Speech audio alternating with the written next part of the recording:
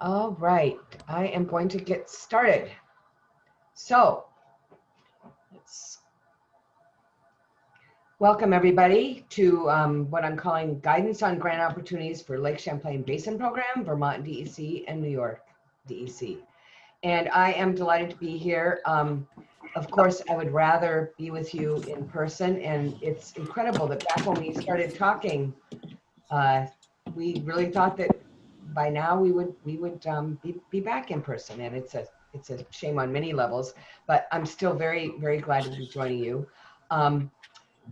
I have done a lot of grant writing for many years for many Vermont organizations. Many of them are more human services and medical. Oh, somebody's talking. If you could all, when you get on, please mute and hide your video for now. It'll just make it easier for everybody. So that's just a little reminder. Anyway, I've done a tremendous amount of grant writing, and in the last 10 years or so, I've really focused on teaching grant writing, and I love to teach grant writing.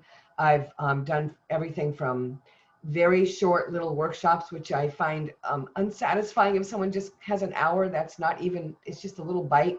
Up to semester-long programs at the graduate level. So this is something that I'm very passionate about.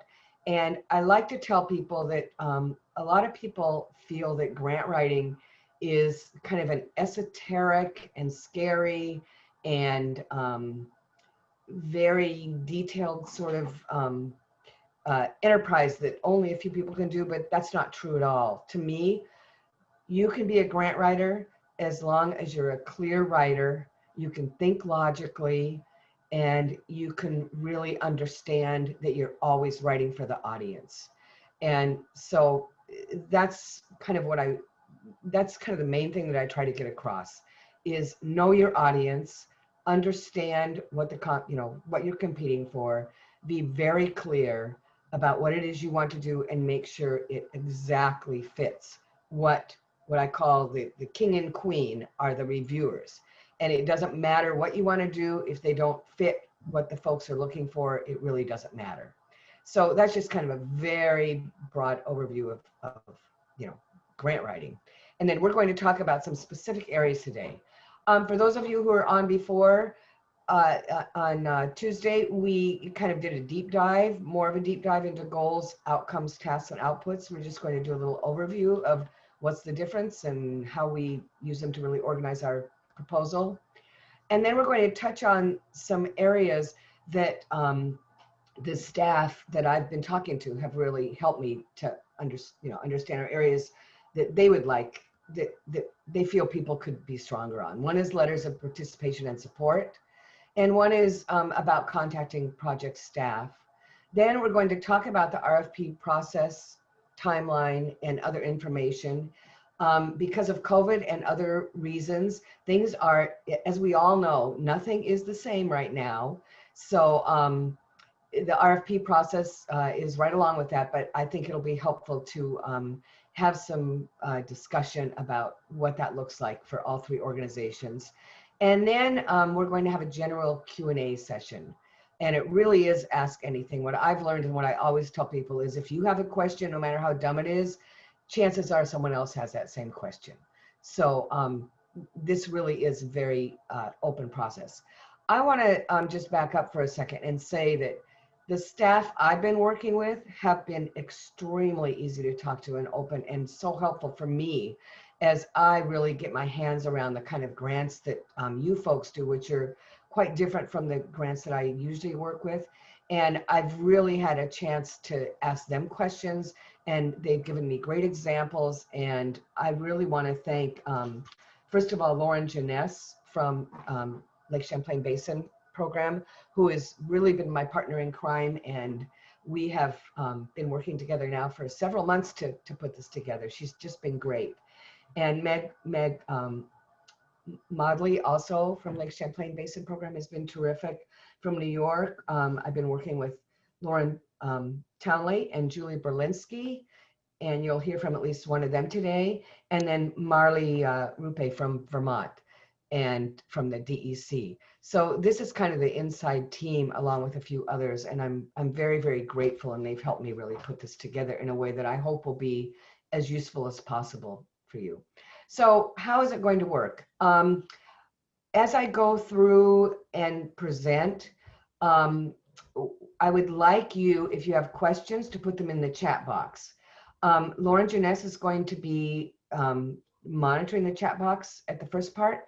And if there's questions that really are burning and need to be answered as part of each topic, that's fine. I'll stop at the end and ask if there's questions. Otherwise, that general Q&A session is a time when I'll go back and review all the questions. So I definitely want you to think, you know, as we're talking, do think of any questions you might have, put them in the chat box. And if we don't answer them now, that doesn't mean that we've forgotten you. We'll go back and look at those and go through them in that general Q&A session, which we've left a good long time for. So what I will do is I will be starting out, I'll give you a little overview. We'll bring in our experts who we're so lucky to have, which are the program staff. And I think that that's going to be probably the most helpful part of this, and I will moderate that. So without further ado, unless there are any questions now, which I don't see, we will go ahead and get started. All right. And let's start with goals and outcomes. So, oops, sorry about that. I just got ahead of myself. All right. And I want to say that I've looked through a lot of the grants that you folks have, and a lot of sample grants and the RFPs. Not every one of them makes it absolutely clear that you are supposed to lay your project out by starting with a goal or purpose. Lake Champlain Basin program calls them purpose, and that you're supposed to follow that with clear outcomes and objectives. But that, to me, is absolutely the way you want to do it, whether or not it's clear that they're asking that. That is going to allow you to discipline your thinking and to really allow the reviewers to best understand what it is you want to do quickly and easily. And so and to me, that's what you want to do first. The way that I worked as what I call a ghost grant writer for many, many years on lots of different grants where I was brought in and I didn't know anything about the topic and I would have to learn. And so there would be a brainstorming session. And a lot of that is trying to figure out what is that broad goal? What is that overarching purpose? And many times people would come in and think they had 3 or 4 goals. But I always urge people to really bring it down to one overarching goal. And what is your broad outcome that you want? What at the end of this will you be able to say that you have accomplished? And that is one of the most important things you can do to really get yourself started on the right road. Sometimes those goals, you wordsmith them. It doesn't have to be perfect, but it should really be in one clear statement so that the reviewers, as soon as they see that will lead them to think, okay, we understand this broad outcome or achievement that will be, that we'll see at the end of this, that we're funding. And it leads them to say, okay, now we want to know how are they going to bring this about. So you don't talk about the details of how you're going to do it in the goal. That comes later. So I just gave you some little examples here. Reduce nutrient and sediment in a watershed. Reduce the amount of stormwater entering a lake. Prevent AIS spread. Develop a plan to restore and protect a riparian habitat. Increase public engagement with a historic landmark. And the one thing that's missing from all these is you always want to define where it is. So from the very beginning, you're sort of setting your reviewers, their understanding that this is in this particular watershed, this particular town or community. So that helps kind of to establish the boundaries for them. Then we move to outcomes and objectives. And that is measurable sets of activities and strategies that will together achieve the goal and purpose. And this should be a limited number of objectives or outcomes.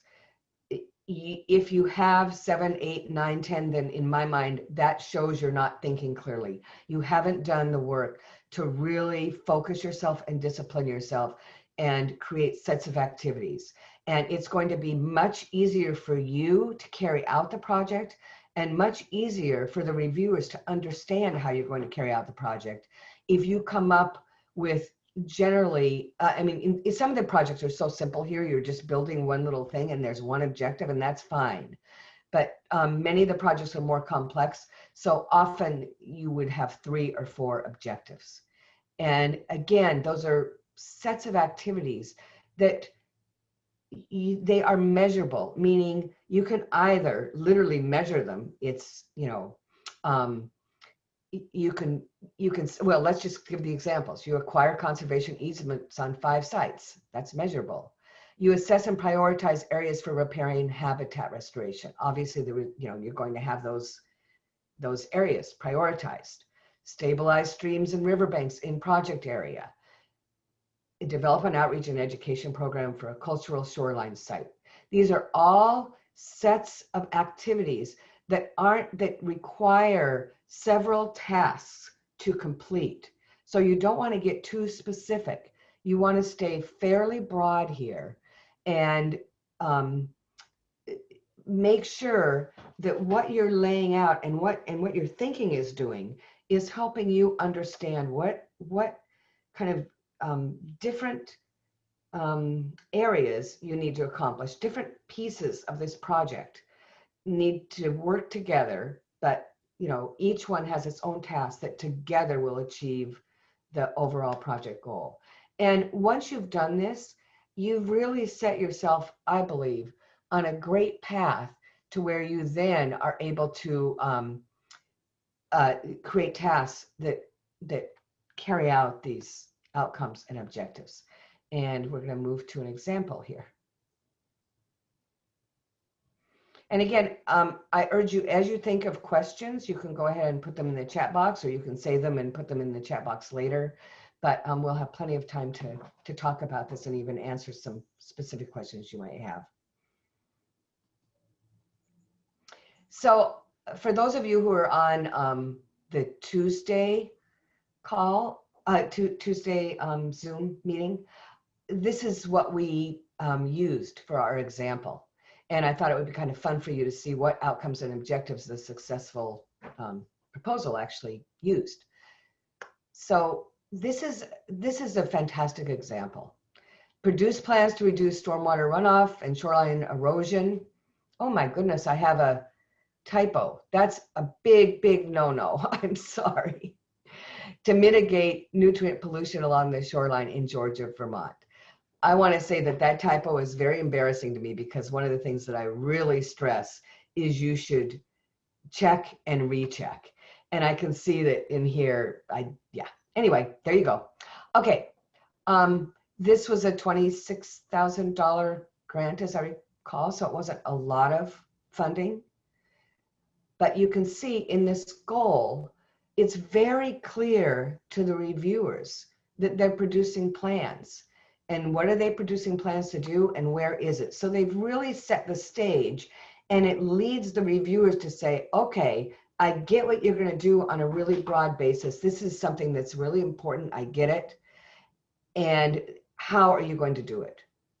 And now these outcomes and objectives are very clear, and each of them, as you can see, requires a separate group of activities to accomplish. Provide a base of accurate mapping information for the community. Identify the problem areas where unfavorable or deteriorated conditions are resulting in water quality impact, and then prepare basic conceptual plans. So these set a really nice stage for you, the writer, to now say, okay, we understand, we have a plan, we know what we're going to do. Now, how are we going to accomplish it? And that's where you get your tasks. Somebody asked in Tuesday's call, and I think that's a really good point, is where in here do you really make the case about how important this is and how much it matters and why we should fund this? And that is not in this particular part of your proposal. If you try to talk about that, you're going to muddy the waters. That's a good metaphor for the audience I'm talking to. And you're going to detract from the clarity. So yes, it is absolutely incumbent on you to state a really clear need for your project. I always say to myself, this is a competitive process and we have to hit every single nail here. And so, we may do a great job showing that we've carried out this project, but it's also incumbent on you to show the need. So that's part of what you do in laying out your project at the beginning, is you have a few clear, sharp sentences about why this matters, what kind of flooding has happened, how it affects farmers, how it affects tourism, how it affects the shoreline, how it affects the people, and don't go into tremendous detail because you're talking to experts, but you really need to say, okay, if I were on the review committee, because the review committee is people like you, what would I need to know to help me understand why this project is so very important? And I've seen that in some projects, people go into far too much detail and assume people know nothing about what stormwater runoff is or nutrient pollution. And that's kind of an insult to your audience of reviewers. But on the other hand, you do have to assume that they may never have been to Georgia, Vermont, and you have to paint a picture of why this really matters. So it's a delicate balance. But I like to use the example of when I've worked on a number of federal grants in Vermont. And every time I've worked on one of those federal grants, I picture who is reviewing them. And I picture a reviewer from California, from Illinois, from Kentucky, and from Mississippi. And then I say, what is their view of Vermont? Well, what they think, if they know anything about Vermont at all, is they know maple syrup, they know the fall foliage, they know these beautiful country inns, they know skiing. And so it's my job to paint that picture of need. And I always picture in my mind that I'm competing against the very poorest counties in the country, and ones where they're, just people know that there's tremendous need. And that's your job too, is to understand that you're in a competitive situation. So not only do you need a very strong goal and outcomes, but you also have to pair that with helping folks understand why this really matters. Moving on. Once you have your goal and your objectives, and as I said, it really would be 1 to probably 4 objectives, probably no more. There might be a very rare program that has 5. But then you get to your tasks and outputs. And I want to step back here and say, one of the, I was telling Lauren, one of the real challenges for me with this project, and it's true with every kind of broad area, is that each of the funders uses different terms.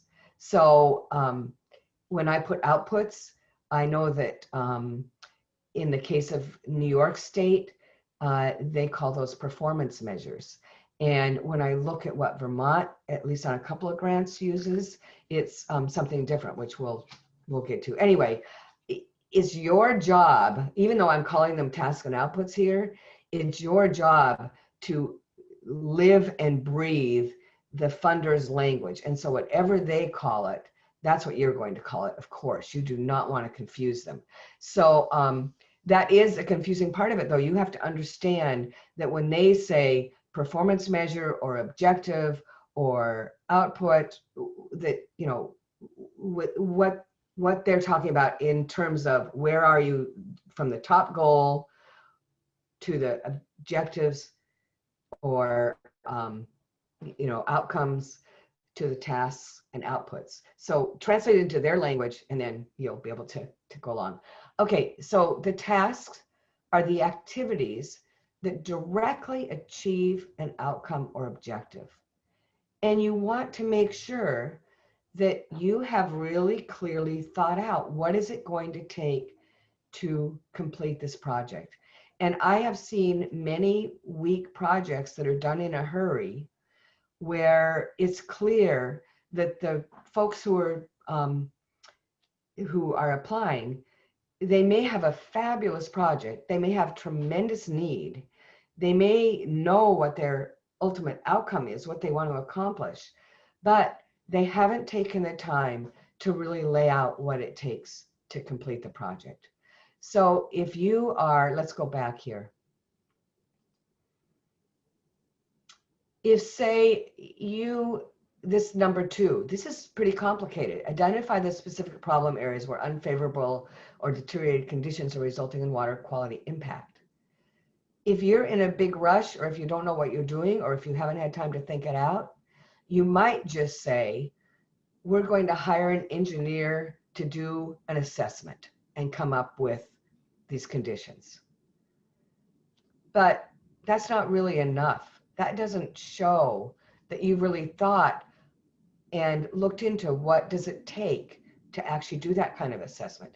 So you want to hire the engineer, you may want to hire other experts, you may want to have some community meetings, you probably want to show that you're going to do a field study, and that is going to put you far ahead of the folks who haven't really thought it out. So I have to say, I've had times when people have wanted to hire me for to write a proposal, and I've said, okay, how much time do you have? You know, let's say it's a, I don't know, $300,000 proposal, and they say we have 2 weeks, and I say, when did the RFP come out? 6 weeks ago. No, thank you, because I don't want to be in that position where I am behind the 8 ball to start with. So if you don't have enough time to write it, understand that other people do have enough time to write it, and they've put in that due diligence, and they've really mapped out what those tasks are. So if you haven't really figured out what it is yet that you want, how you're going to accomplish it, then you're not ready to put in a proposal. You have to be able to think through what these are. And then what I actually urge people to think of the outputs before you develop the tasks. Because what you want to do is you want to say, once we've done these set of activities, what is it that we're going to have to show for our work? And what are we going to be able to show the funder that we have to show for our work? So that they can see that we're getting close to that goal, that every task we do is moving us closer. Outputs are very clearly measurable or visible in some way. They're either a deliverable, like a report or a map that you can see, or they're a number, or they're pounds, or, you know, so they're really measurable or countable. And you can see these here. These are examples.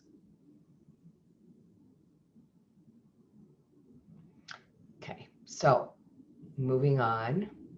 And sorry to interrupt. Oh, yes. I just wanted to make sure that no one is in the waiting room at this time. No one is in the waiting room. I Okay. did have one person waiting a little while. I'm sorry for that. I got too focused. Welcome to the welcome to the meeting. All right. And also, I'll just stop here and see let's see if there's a question to yeah, I think we'll wait. I think we'll wait for this question to the Q&A part. I think that'll be helpful. That's a good question that I see. Okay. Because I think the folks who can answer it will be beyond that. All right. So how do we think through how to, how do we think through how to create our kind of project plan? We come up with a goal, and we have an outcome and objective, and a oh, I'm sorry, I think I missed one, because this is actually, let's see. Sorry, I got ahead. Okay, sorry, I got ahead of myself there. Okay, so even if you're not required to create a table like this, and when I've looked through, I'm not at all surprised. Most of these grants do require a table. But even before you're ready to create that table for the actual proposal, as soon as you're starting to think out your goal and your project, I would strongly advise you that you start and go ahead and create your working document, your working table, and start with this and say, okay, what's our goal? Outcome objective 1, what's the task? What's the output or performance measure? And what are the dates? And then you'll play around with this. You'll see it'll be it'll be changeable. You'll find that dates really change. You'll sharpen, hopefully, the measures. And you may even realize that you're missing a task. But I think this really helps you to focus your efforts. And if you're working with several people, then I would have them all work on this so that everybody kind of has a shared base of information. And it can be just this simple, but of course you're going to put whatever words your funder uses here, rather than what, if it's not task, if it's not, if it's performance measure, you'll put that here. So moving on. All right, so we are now to an example of a really great project that Marley provided me from the Vermont DEC. And Marley, before I turn it over to you to talk about this, I just want to note that this is one example where, and I didn't include dates here because I didn't have room, but of course there are dates here. Actually, in this particular RFP, there wasn't something called task, it was called milestone. Milestone could be similar to output, but it's also very similar to task here. And if I was thinking of it as task, I would probably do it in the present tense. So I would say initiate project, select contractor, but for task 4, I'd say identify vulnerable shoreline areas. But since Vermont DEC calls it milestone, this is exactly the way they want to see it. They want to say, what's the milestone that you accomplished? So rather than task, what they say is, here's your objectives, and then tell us, how do you know? And that's just a different way of saying task. And then in each case, they call it a deliverable. So that's the actual proof that you've done it. And I think this is a really nice example. And Marley, why don't you explain, why this worked and what you like about it, and how this might help other folks. So Marley, welcome. Thanks, Anne. And yes, this was a great project. It really was. And kudos to the Poultney Meadowy Conservation District. As I lost it, just let me get back to it. Okay. Well, one thing that I do want to emphasize that I think Anne has said, and will probably say multiple more times, is the importance of listening to the organization that you are applying to for funding and making sure that you have all the materials and the information about that RFP. Those of you that have worked with DEC in the past might note that this language here is different from the way we're doing it now. For example, this is a couple years older, this grant, and the terminology is the same, but the process is a little bit different now. And it's incredibly important when applying for a grant that you make sure to read whatever documentation that organization has given you. In our case, we have a funding policy. And in all of our RFPs, it specifically says, see the funding policy for this information, or refer to the funding policy for this information. Please don't take that as a mere suggestion. It is a very strong suggestion, and all of the details of what we need to see in that application are written in detail in the policy. So in our case, yes, we use terms like milestones and deliverables and performance measures, actually, more than anything else. But in our case now, we've even provided those to the grant applicant. Part of our funding policy includes a table of milestones, performance measures, deliverables, the outputs and tasks that you need to do to apply for funding with us under multiple different categories. So if you're doing a stormwater master plan now and looking for funding from DEC, we're going to provide you with the milestones and the performance measures that we want to see in a stormwater master plan. So we make it pretty clear what we want to have in our particular grant applications. In this case, a stormwater master plan is a pretty clear task of what you need to get out of it. But the good thing about the milestones that were listed here is it's very clear of the multiple steps that are in it.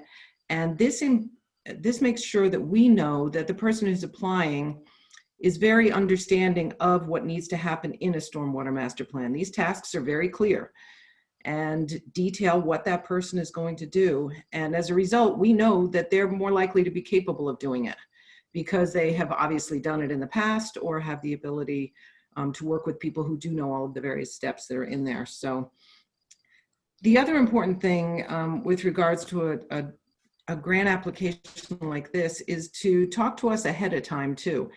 In this case, this is a master plan for Lake St. Catherine and the Wells Brook watershed.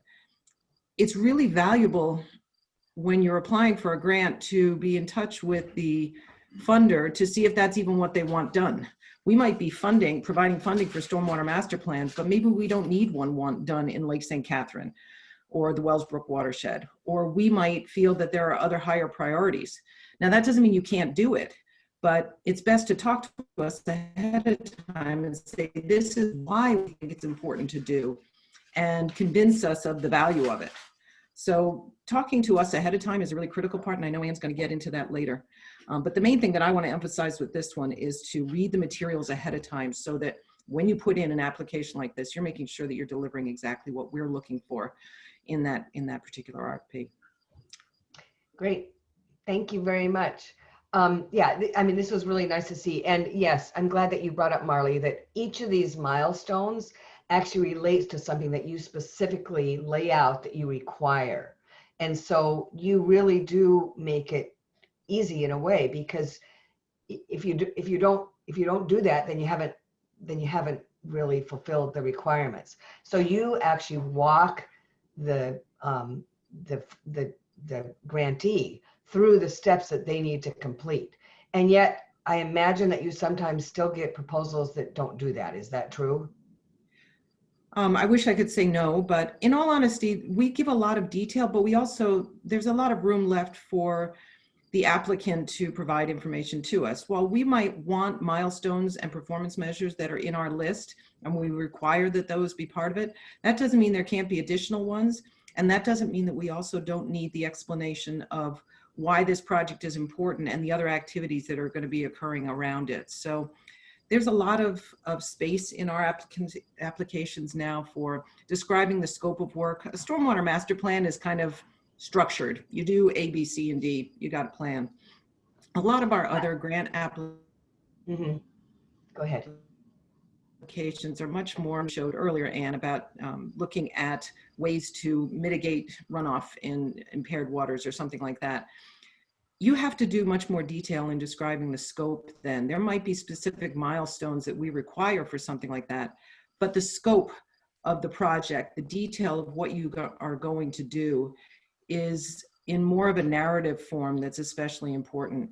And that's where it's, again, not to harp on this too much, but I don't think it can be said too much. That's why it's important to follow the details of what is in our policy in our case or in the RFP, because we certainly have applications where people put into the milestones or into the scope things that we don't want done in that particular grant application, or we can't even fund.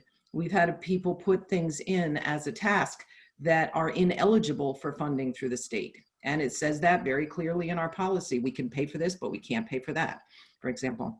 So don't put it into your application, because that's a red flag for us that you didn't read the policy. You haven't paid attention to the details. If you don't pay attention to details in writing an application, how do we know you're going to pay attention to details in following through on the project? So that's particularly important too, is to make sure that what you're putting in that proposal is what we are able to do and want to do as part of that RFP. I think it's really helpful for folks sometimes to hear about what, not only what works, which is this example, but yeah, what doesn't work.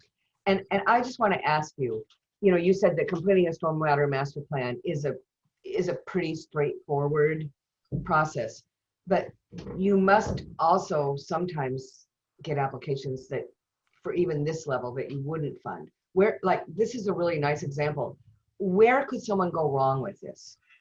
With something that's quite straightforward like this? What do you see that people miss or don't, just, do they just like, it's too broad, they haven't understood what it is they need to do, they just kind of assume that you assume they need to do it, or Oh, that's the biggest thing. That's the biggest thing right there. They assume that we already know something. So they assume that we know that they're able to do it. They assume that we know that this is an important project to do, so they don't have to describe it to us.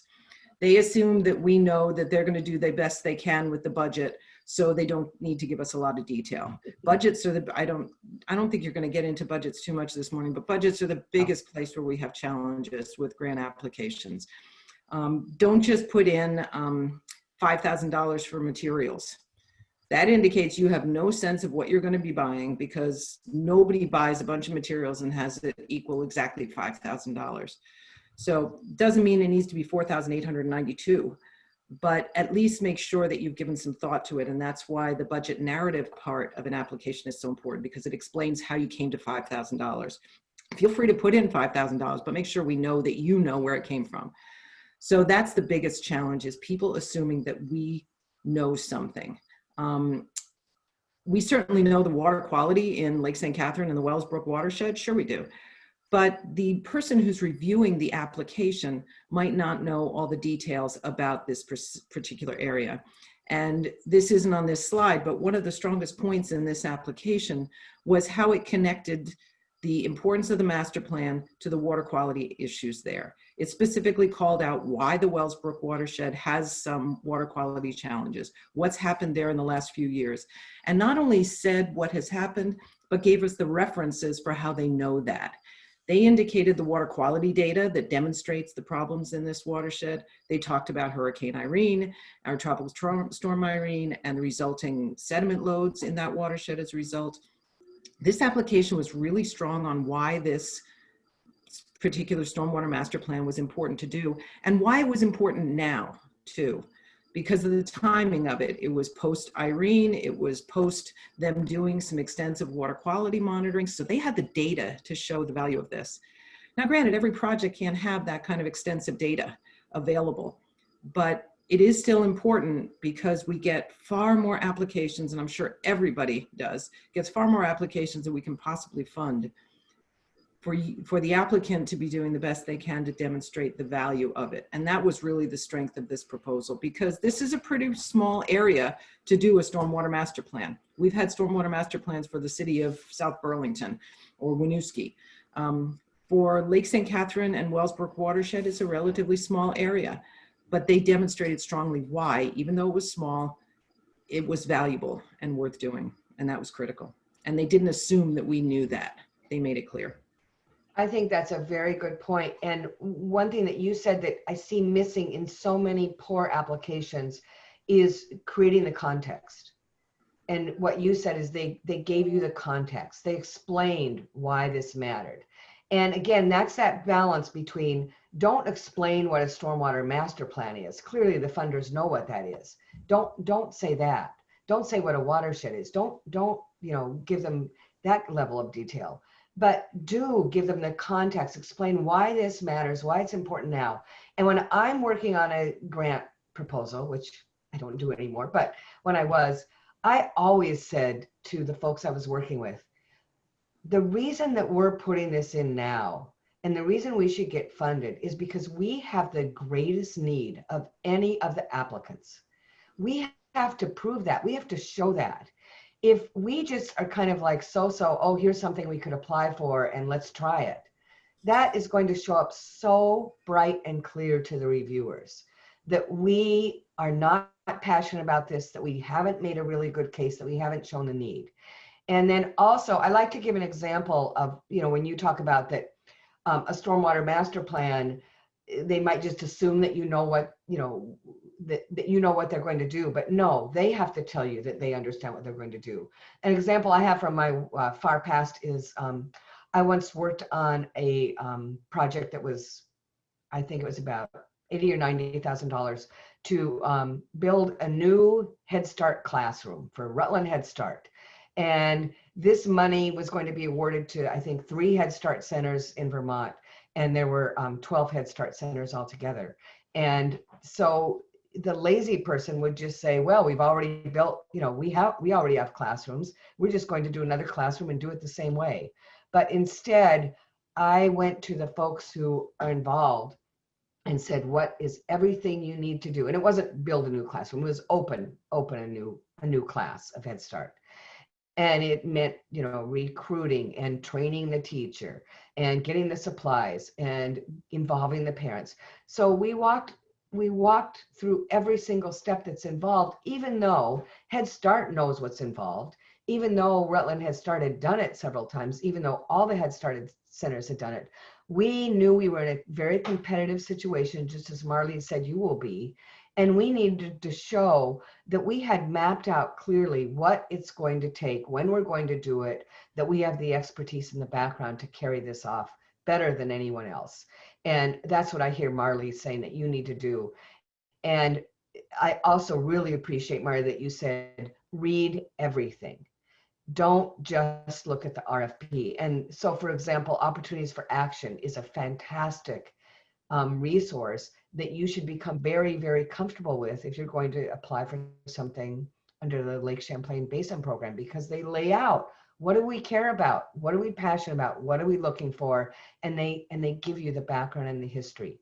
And it sounds like Vermont DEC is giving you everything you need to really understand how to build a strong proposal. So that's very helpful, Marley. Thank you. That's great. So let's move on and let's see a proposal from New York. I'm sorry, from Lake Champlain Basin Program, which has to do with New York. And we are going to hear from Meg. And you know what I didn't do? Let me give everybody just a minute, which I didn't do because I talked the whole time. Let's give everybody a minute to first read this, and then you can start talking, Meg. So let's just, everyone read this for a minute.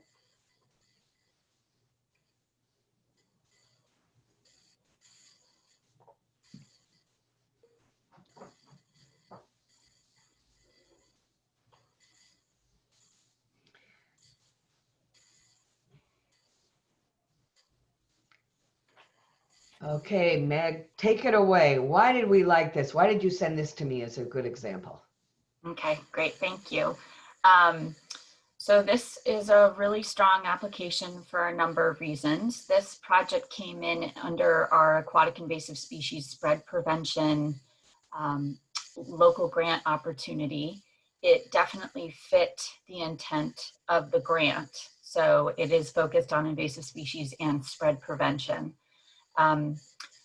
One of the biggest takeaways from this project is the goal is really clearly stated. Again, it identifies right up front where it is and where it's going to occur along the tributaries and the lakes and the riverine corridor in the Ausable River watershed there, focusing on invasive species to protect aquatic riparian ecosystems.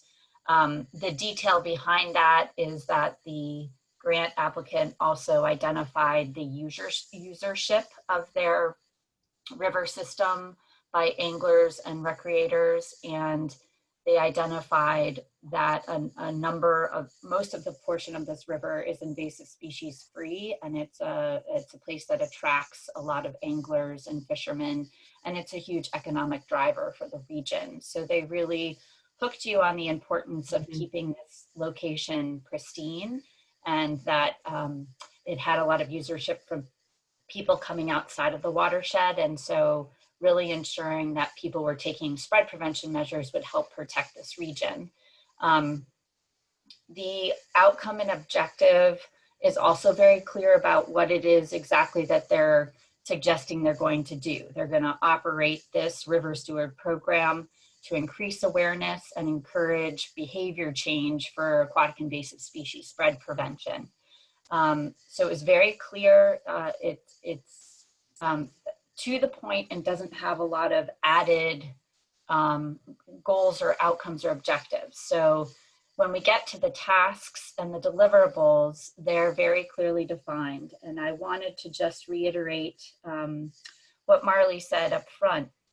From a Lake Champlain Basin Program point of view, we really receive questions from about 15 to 20% of our applicants. We are hoping to hear from 100% of you. And the reason for that is that our Lake Champlain Basin Program staff, we do not review and rank the applications, but we're here to ensure that your project fits the right grant category. And in this case, this project fits the right category.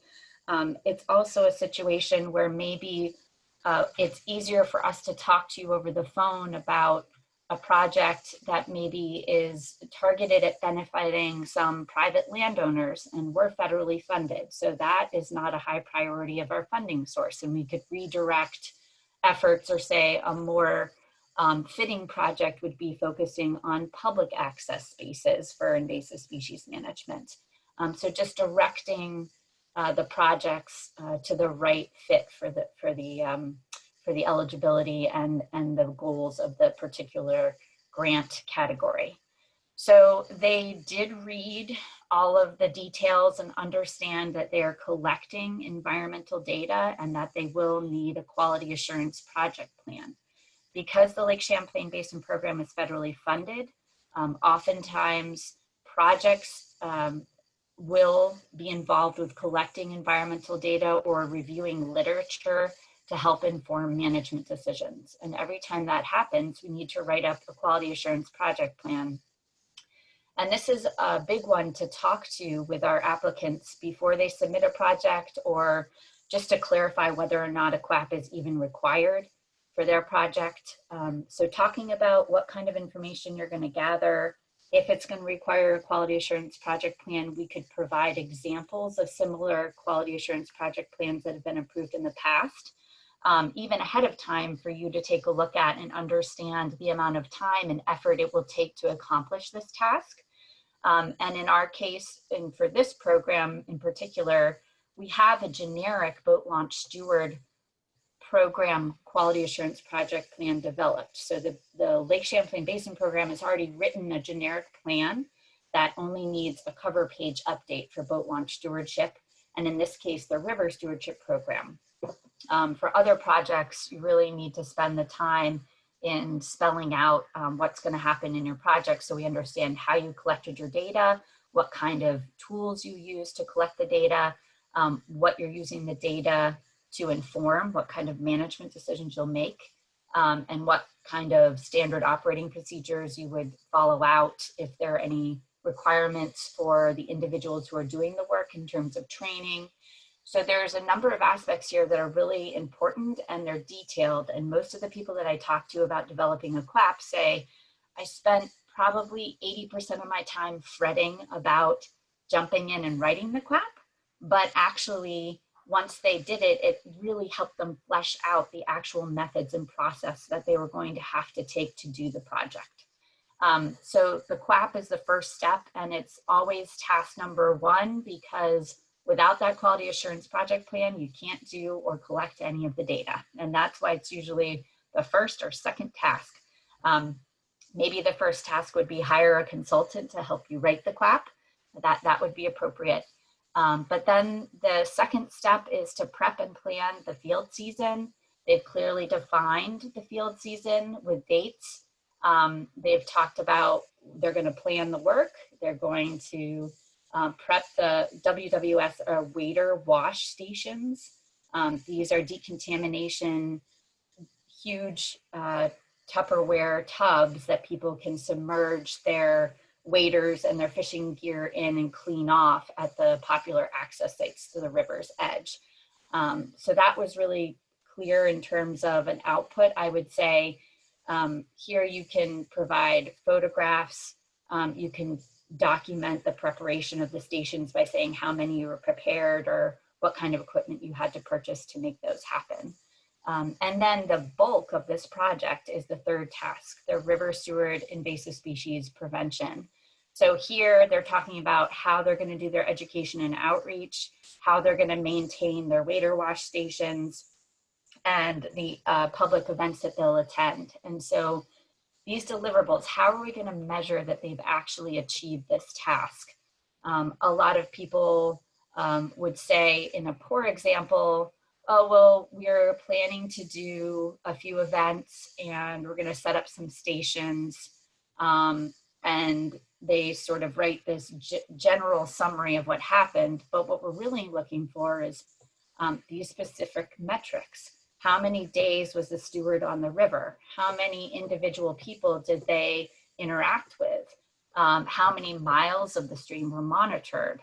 What were the number and type of invasive species that were identified or intercepted? And these are creating data that really supports your project. And I think at the end of this project, they're going to be able to provide photographs and numbers and go back to their funder and say, look how successful this project was in the past. And this is how I can prove it. And here are the photographs and the information.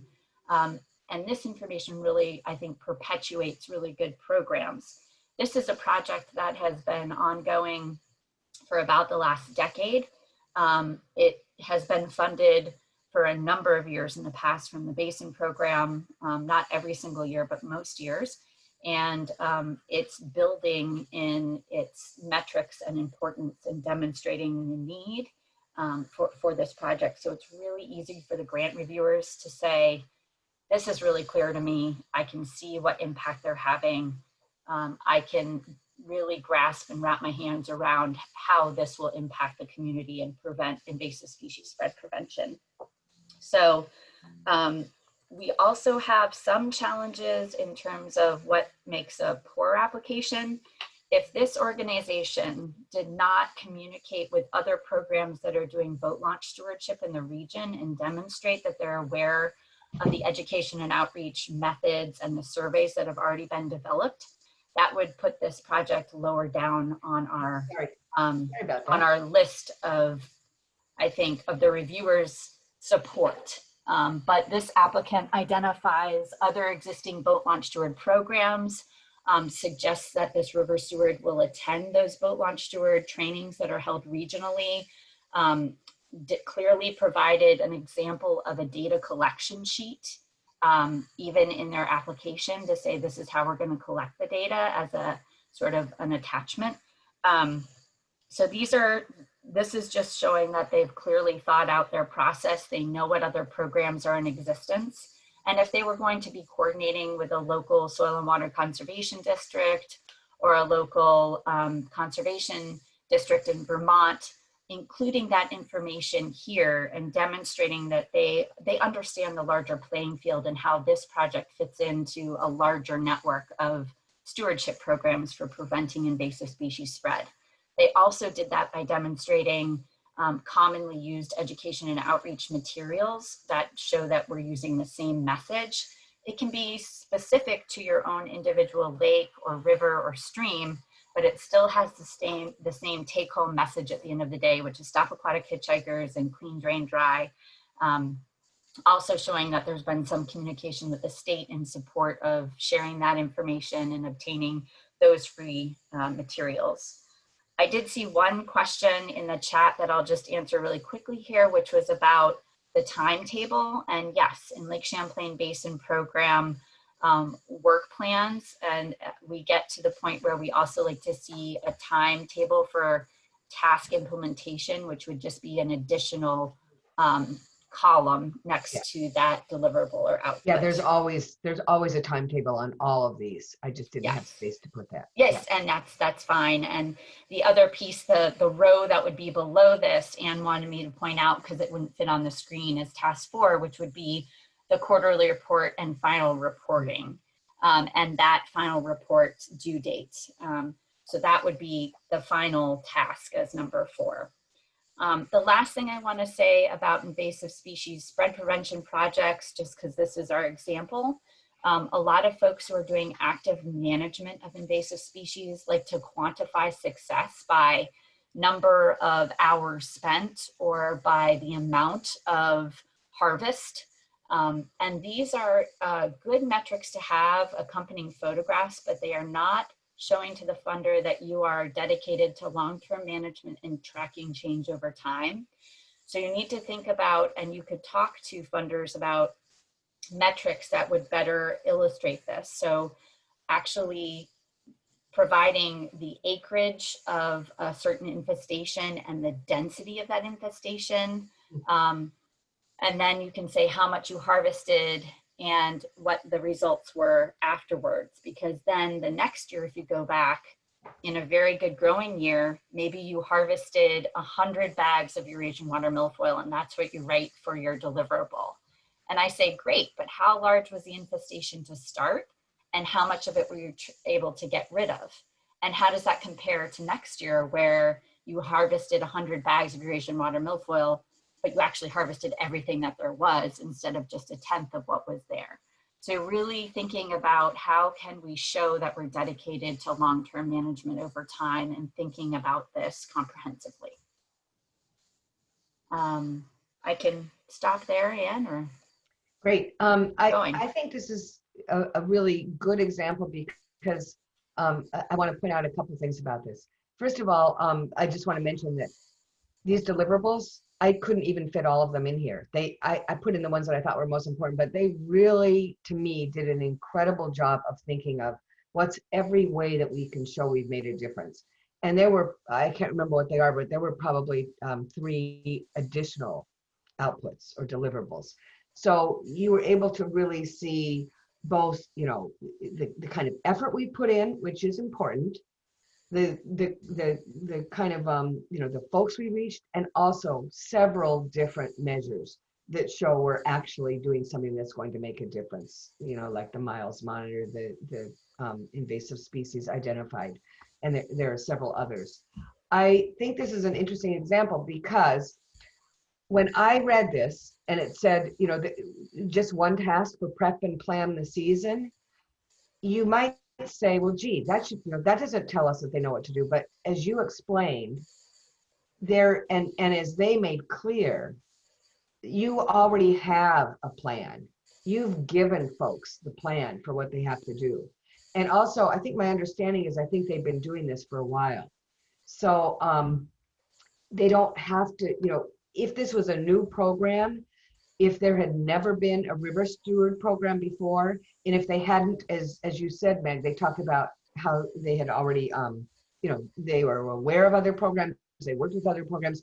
They made it very clear that they know what to do. So they don't need to, and you know, you have kind of a master plan that they alluded to, that they talked about, that they will follow and that they understand.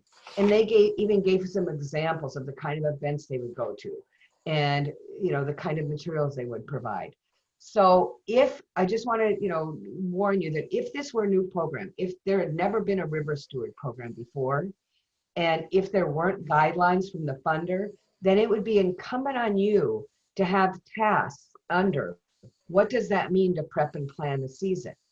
But you know, just I think that's right, Meg. I just want you to confirm it, because this is a program that's been running for a long time, because they were able to show you they're very familiar with it, because they referenced it. They didn't have to have a task for each piece of it. Is that right? Correct. Yes. Yeah. And yet, even though, you know, as Meg also said, even though they've done it and they understand it, it would not be nearly so strong if they had not had these strong deliverables. If they had said, well, you know about this program, and we're just, you know, if they had just said for their deliverables, time spent on the program and number of events we went to, something like that. So they need to do more than that, as you said. So I think this is a nice example, because it really depends upon where the program is. And that is, again, another reason why you need to do your homework to make sure that you have every piece of information that is provided. And as you've said, it's very obvious to the reviewers if you haven't done that homework. If you haven't, if you think that, you know, that you're inventing the River Steward program for the first time, then you're going to have a very weak application, because you're not going to get what it is that they're looking for. So, and just as Marley said, even though we're focusing on this part of it, the goal and outcome, that this is very important and has to be very clear.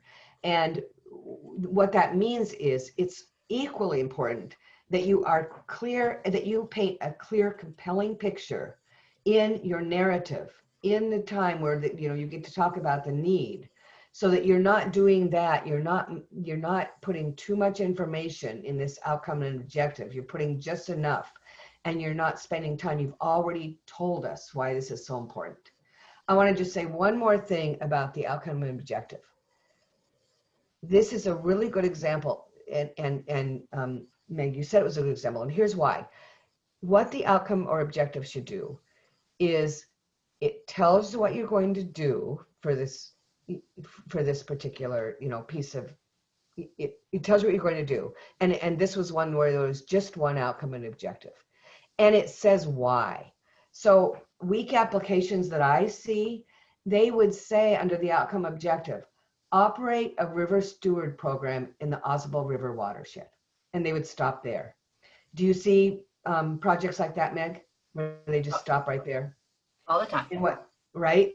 And that is a weak one, because you haven't told us that you understand why you're doing this. And you can see they clearly say exactly why. So what's so beautiful about that is that sets us up. We are now interested and excited. We already understand that there's a real need, there's a real purpose, and that they get the purpose for this. If you just stop at operate a river steward program, which many weak applications do, then it's just, it doesn't have the oomph, it doesn't have the passion, it doesn't have the real rationale behind why you're doing this. And this is something that, this sentence doesn't come easily. It takes some real wordsmithing, because you're probably, at least in my case, I tend to really overwrite, and it becomes this long and winding sentence. And then the more I focus and work with my client, in the past, whoever it is, and say, okay, let's get this sharper, let's get it clear, so that those reviewers, in just a couple of seconds, they can look and say, what are we doing? Where are we doing it? And why are we doing it? And your outcome and objective should do that, especially if there's only one. And really, your goal needs to do exactly the same thing. What if the goal just said, protect the Oswald River, its tributaries, lakes, and riverine corridor from aquatic invasive species, period? That's a really weak goal, because it just, again, it doesn't tell why. We need to tell why we're doing this from the very beginning. And just adding that to ensure healthy aquatic and repairing ecosystems, it gives a heads up to the reviewer that you understand the purpose and the need and why this matters. So I think anything else, Meg, that you want to say? No, I can hold off All right. for questions. That's fine. We still have a little, and I'm sure there'll be some questions for you, when we get into the Q&A period. We still have a little time. I didn't have time where we could present another project like this, but I'm wondering if Julia or Lauren from the New York DEC would just want to say a few words about what they see in their strongest projects, or what is missing, or is it just like echoing what these folks say, or is there something that you would like to add at this point? Just in general, what makes, what do you want to see that's often missing? What gets you excited about projects? So I'll just give you a couple of minutes if you'd like to say something. Yeah, absolutely. This is Julie. I would say I agree with everything that they've said so far, definitely. That's a lot of, things that we're interested in as well. I think for a lot of our proposals, like our last round of WQIP, there were great goals, but sometimes things started to really fall apart when we were getting to the deliverables, especially the ineligible expenses. That was a big one. And we'd see some deliverables, but we like the specificity, you know, like this example, how many days are you on the river? Stuff like that, really getting in depth with it, because it's great if there's an overarching goal, but you have to express how you're going to reach it. But yeah, I would say pretty much just echo what they said. Okay, and you used, I think, two really big points. You said that sometimes there are ineligible deliverables that you see. Yeah, or I guess in the goals, there'll be, ineligible expenses.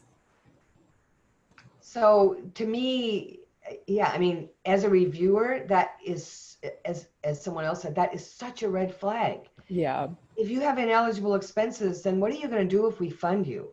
If you haven't even read clearly enough, or, you know, if you're confused and you haven't called us to ask, then if we fund you, we're taking a real leap of faith here that we don't want to take. We want to fund only people who have at least given us a budget that matches what is eligible. So shame on you. And, you know, if you don't have the time to figure that out, and if you're not really clear, and if you haven't called, then you're not ready to put in the application. Don't waste their time, because I can tell you that the minute you see those ineligible expenses, that's going to cloud everything. Right, Julie? Yeah, it does. It definitely clouds it. And I know sometimes there is a little bit of confusion with our budget. But with that said, you know, there's always a contact to speak with somebody at DEC to elaborate and explain it better for you. So yeah, that was a big thing we ran into last round. You know, you could have an incredible application, but if you're throwing in ineligible expenses into your budget, you know, it really sank a lot of good proposals. That just brings me back to when we were having a little planning meeting, and I said, I often tell people as match, have a celebration party. And all the people on the call said, no, not eligible, not eligible. So, you know, you may have some great creative ideas, but, you know, even for match, even if you're providing it, make sure that it fits, that it's something that you can put in there. Yes. And can I say one more piece? Yeah, please. Yeah, so there's also a balance between the number of tasks that you propose in a project. Sometimes we see projects that literally have 22 tasks, and they're very overlapping, and it's very confusing. So there are times at which trying to parse things out into too much detail actually further complicates the situation for the reviewers to understand, when really maybe they're clumped together in like 5 tasks. And so we also have the issue where we get 2 tasks that doesn't really explain in good detail a fairly complicated project. But again, that's guidance that you could ask the funder for, saying, okay, well, I put this into 22 tasks. And you say, well, I mean, if this is a project that expands over 5 years, maybe there is a need for that much detail. But these are usually 1-year projects, and they have some pretty straightforward, you know, and simplified tasks that have clear deliverables associated with them. And the other piece about the match that I just wanted to say is that for a lot of our grants, we don't require match, but match really does show that you've got community support or collaborative support, or you're looking to other funding sources to complement the project. So there's been thought that went behind the development of this project. It is important to point out other funding sources, and if your project is contingent upon other funding sources, because we really only want to fund a project that can achieve specific outcomes if they can be 100% achieved. So there's also issues about where that match money comes from. Our federal dollars cannot be matched with other federal dollars, but can be matched by state or local resources. So just reading that information and clarifying, and people get hung up on the indirect amount and what's professional services versus personnel. Again, that would be a quick phone call to the Basin program. We'd be happy to answer those questions for you. Meg and there's I think a relevant question that just popped up into the chat from Pam DeAndrea about educational signs, and maybe Meg, you can speak to this, and then Marley or Julie can as well. Okay. So it says up. Yeah. Okay. You can see it. All right. We can all see it. Go ahead. Okay, so for Lake Champlain Basin Program, anytime that a project incorporates education and outreach about what they're doing, that is an absolute plus. I mean, that is fantastic if you're able to not only do the work, but share the work either in press releases, by putting up a sign, by sharing the information in a public meeting, by actually supporting it with an education campaign. In some of our grant categories, educational signage and educational communication about the project is one of the requirements or a criteria that supports the projects. So yes, whether or not it's a consultant or the actual organization putting together some kind of signage or education and outreach, I think that is important. There's a balance there if it's kind of like a, I don't know what to call this, like a public awareness campaign about a certain consulting firm with their logo big about, you know, hire this construction company. We're not looking for that. But if it's an educational sign about this is a stormwater retrofit, it addresses this runoff, it has these benefits, and there were these partners that collaborated on it with photographs and useful interpretive information. Absolutely. And Marley? Yeah, and this is an example of why it's so important to read RFPs carefully and talk to different funders differently, is because we're different at DEC than LCBP is, especially in this case.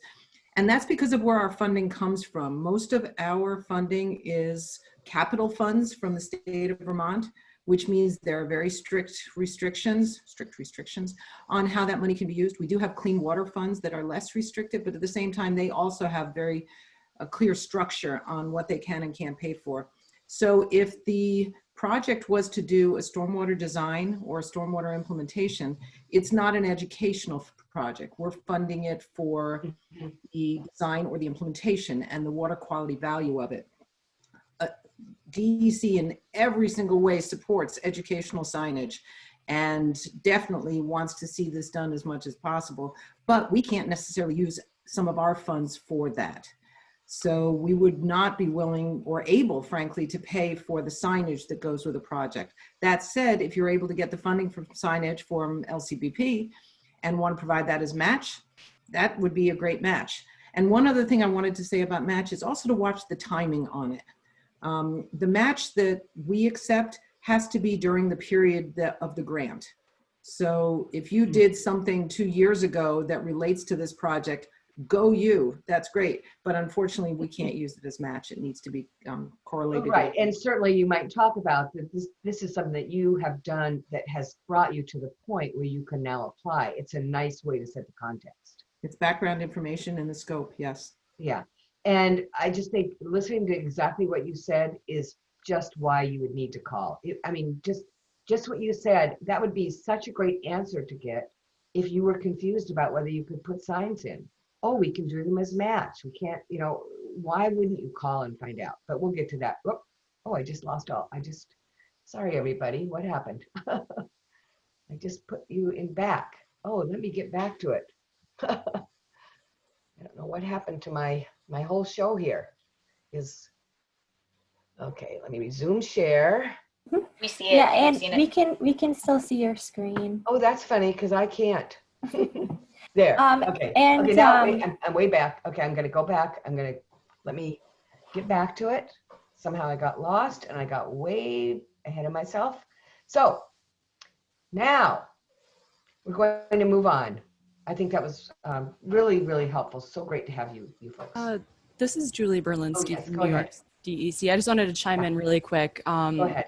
We also don't believe that educational signage is eligible through WQIP, but with a project, you are required to post signage that it was funded through our Environmental Protection Fund. So technically you could combine one educational sign with the funding recognition, but not, I think, the educational signage that you're asking about. Good. And again, another reason to call and find out if you have any questions. What a shame it would be for you to put that in there and have it be ineligible and really knock you out of the park there. So, I mean, in a negative way, not in a good way. All right, ready to move on. Okay.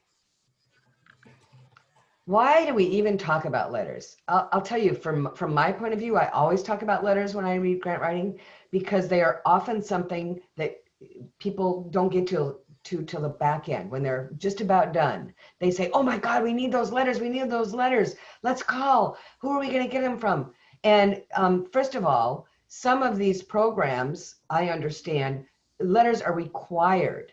And that's often the truth. I call them letters of commitment. Lake Champlain Basin Program calls them letters of participation. If you have a partner who you're paying to do something, and they are an integral part of the project, even a small part, but if they weren't important, you wouldn't be paying them and they wouldn't matter. And they don't put a letter in, then that kind of leaves the reviewers scratching their head. If they can't even do a letter, are they going to really come through when it comes time to do the project? And so it's really important that you do that. And then letters of support. I've noted that at least in some of the Lake Champlain programs, up to 3 letters of support are permitted. And why would you have letters of support if you've already put in your letters of participation and commitment? To me, they're a beautiful way to show that the community that you're affecting is behind you. This is the only place where individual people can reach out and touch the reviewers in a way that is not part of the formal grant writing process. So whether it be the select board or the lake community or the state representative from the area that's being represented, and you folks will have other examples that you talk about, it's really a great opportunity to have them make that appeal. Now, that said, they're not all great writers. They're all busy. And I want to tell you that I tend to do a little cheating here. This is what I tend to do. I call that select board chair, who is very supportive of the project, but they're not a committed partner. So it's a letter of support they're giving. And I say, Mary, I know you're excited about this project. We'd love to have a letter from you. We think it'd be really great. I'm going to give you some information about the project, and including, who the letter goes to and what date it's needed. I always give a week beforehand. Then I call about 2 weeks before, or a week and a half, and I say, Mary, I know you're really busy and I know you really care about this project. I would be happy to draft something for you. And 9 times out of 10, Mary will be very happy to have me draft that letter. And guess what? Then you're going to get a great letter. And you send it to Mary. She can change it if she wants. She usually won't. But you have a beautiful letter of support that says just what you need from the person who you want it to. So anyway, that's kind of how I get the excellent letters. Now, with further ado, I want to turn it over to you folks from the DEC and from Lake Champlain Basin Project, and let's hear your point of view on this. So why don't we start with Meg, who I see is here. Sure. Thank you, Anne. So yeah, we do refer to these as letters of participation and support. Letters of participation are really ones from collaborators that you're working with on a project. So if you say, I'm going to work in partnership with the Lamoille, we'll make it up, Lamoille County Soil and Lamoille, what is it, NRCD. Then you want to have some documentation from them that says, yes, we're aware of this project, and yes, we're planning to collaborate with this organization on this project. which is different from a letter of support, which would be, you know, other organizations, community members, associations that say this is an important project and we'd really like to see it funded. They're not maybe actively engaging in the project or carrying it out.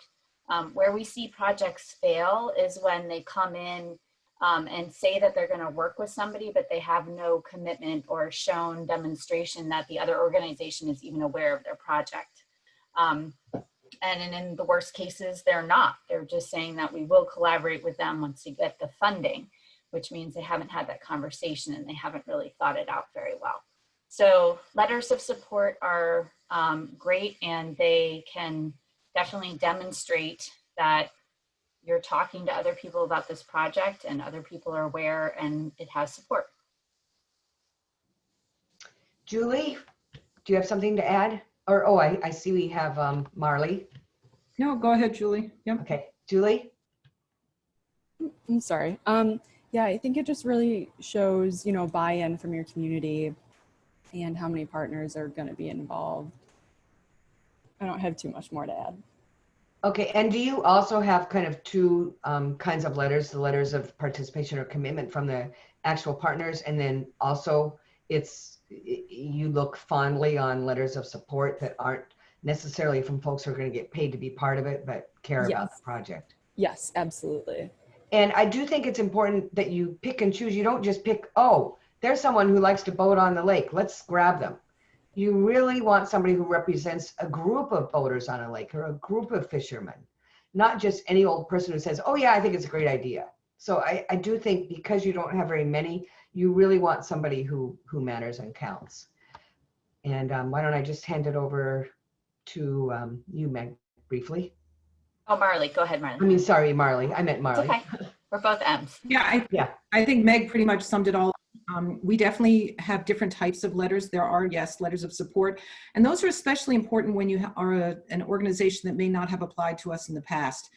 Vermont's a pretty small state. I know pretty much everybody who's on the line, or most of them, and we've worked with an awful lot of you before. Many of you are very capable grant writers, and I hope you're picking up some new tidbits in today's session because you already write great grants and we enjoy getting them. Other organizations, though, may not have had as much experience, and so a letter of support from another organization, a select board, something like that, who has worked with them and knows that they're capable and do a good job is very valuable, especially when we're not familiar with that organization.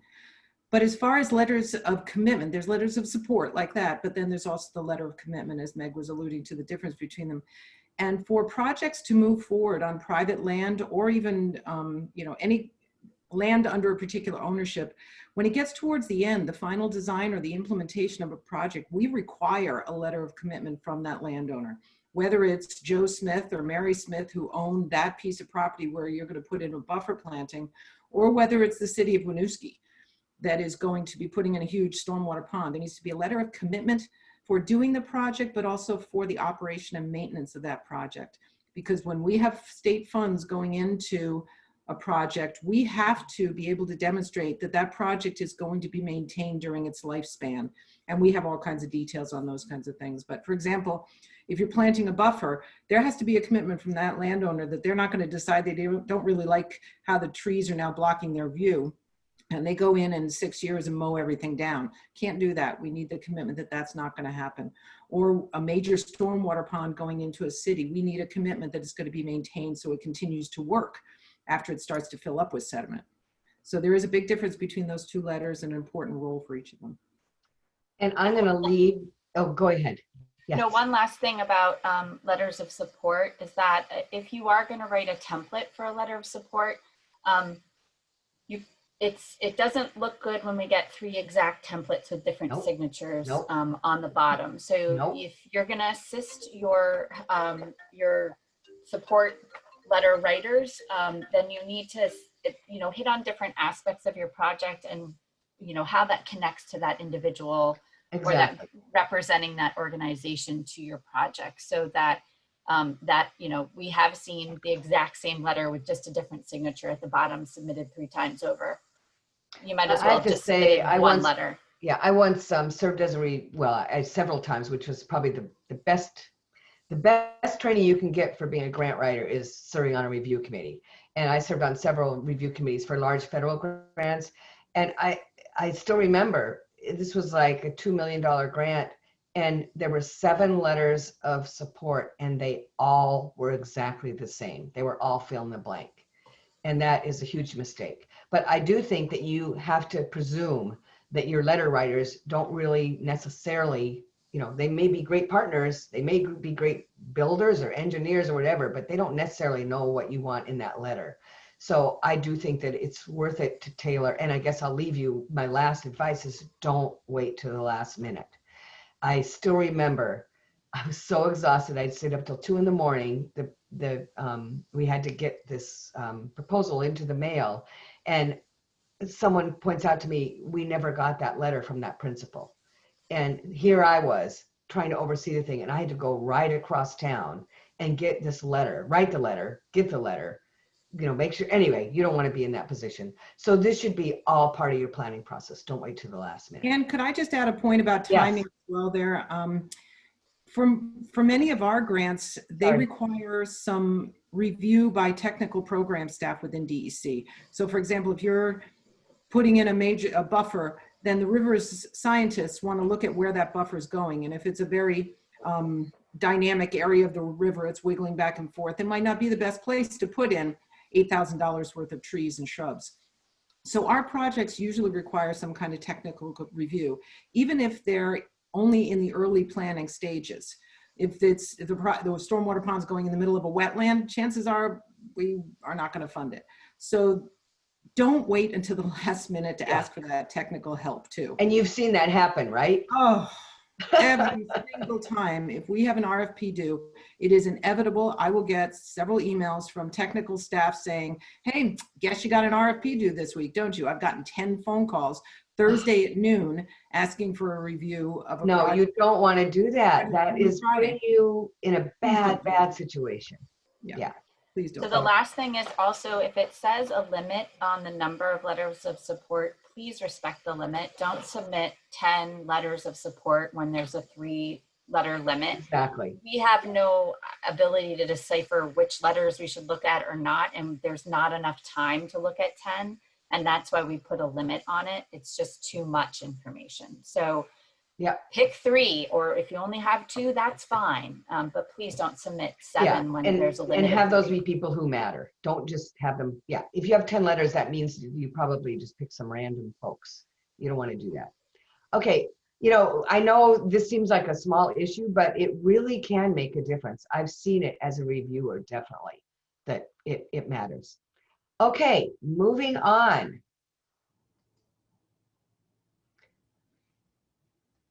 Contacting project staff, when and why. In my mind, anytime you have a question that you think may affect your eligibility or the strength of your proposal, you are doing yourself a disservice if you don't contact the staff. What I always say in my workshops is look at your RFP. If there is a staff contact listed, that means that they welcome and they want you to call and clear up any misunderstandings. Your staff wants to get the very best, clearest, most, the applications that hit all the, nails on the head.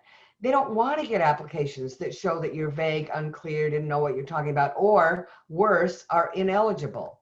So that is when you call. And in fact, I always call. When I worked on an application, to me, usually there was a question, but I always felt like it showed that I was really making sure that I was going to have a strong application.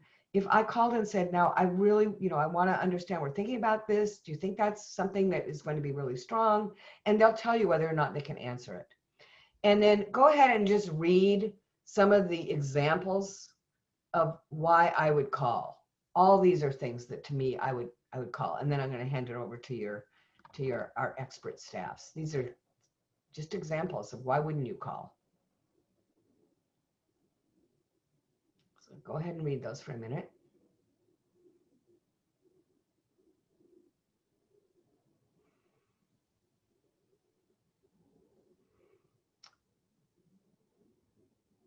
these are all very kind of natural things that come up in the process of writing a proposal, and that can really lead you the wrong way and cause you not to be funded. If, for example, if you need to decide on and name the proposed consultants in the proposal, and all you've done is say, we will be, searching for a consultant, then you just got yourself a big black mark. So for each of these, why wouldn't you call?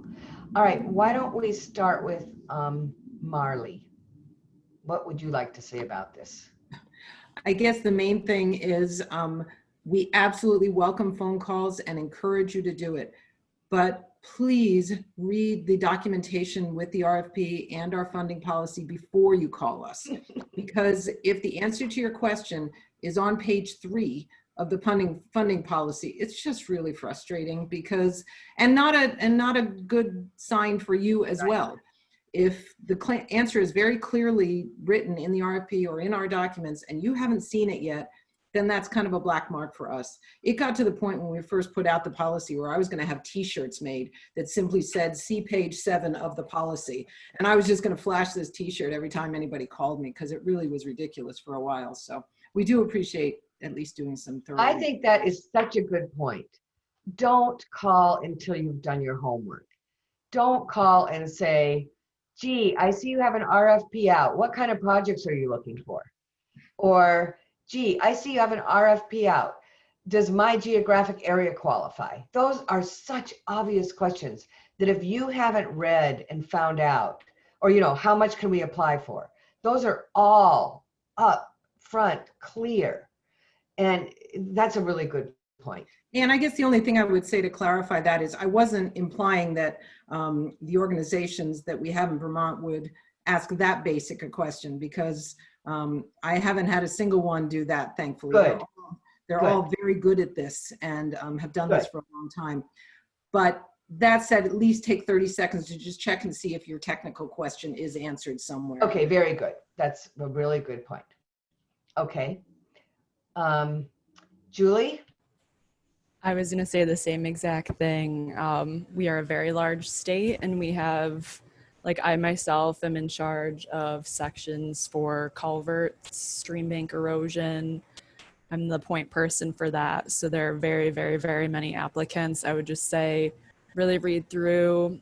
If you have exhausted all other options, I'm more than happy to answer questions. But yeah, just read thoroughly. I think that's a really good point. Next time I present something like this, when it says when, I'm going to say anytime you have a question that you think may affect your eligibility or strength of your proposal, Yes. and is not clear even after you have thoroughly read every relevant piece of information that the funders provided. So that's a very, very good point. Okay. And yes, moving on to Meg.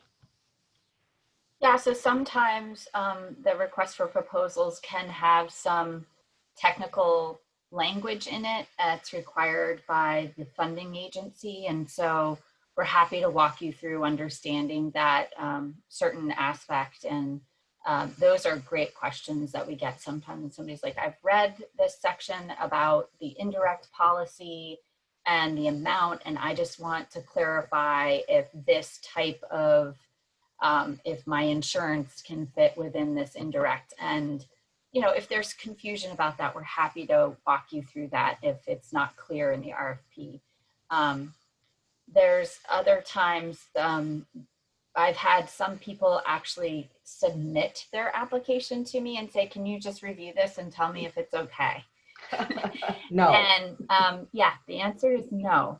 I am happy to talk to you about your project if it fits within the grant category, if it's what we're looking for. And honestly, from a grant reviewer perspective, as a staff member, we set up the external confidential review teams that review these applications. And our staff at the Basin Program do not rank and review the projects. We read them all. We know that's exactly we know as it should be. what they say. But it is inappropriate for us to go through and provide you guidance on where to improve your application. It is appropriate for you to talk to us about, oh, I have this project idea and this project idea. Which one do you think fits best within this grant category?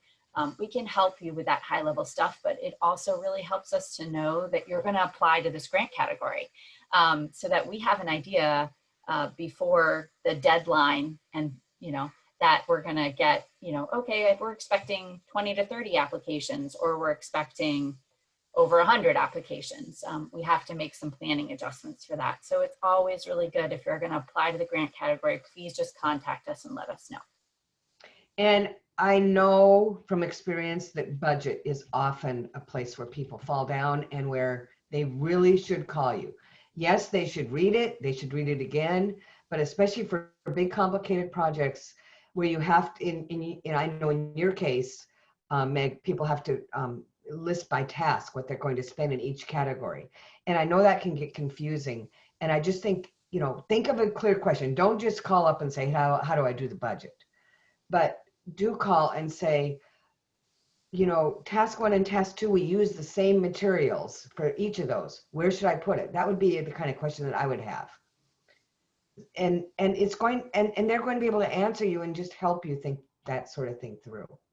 So I think budget is definitely an area that if you're really unclear, then the reviewers are going to be unclear when they see your budget. So you want to make sure that you have that very sharp and clear. And if you don't get it, then please do call.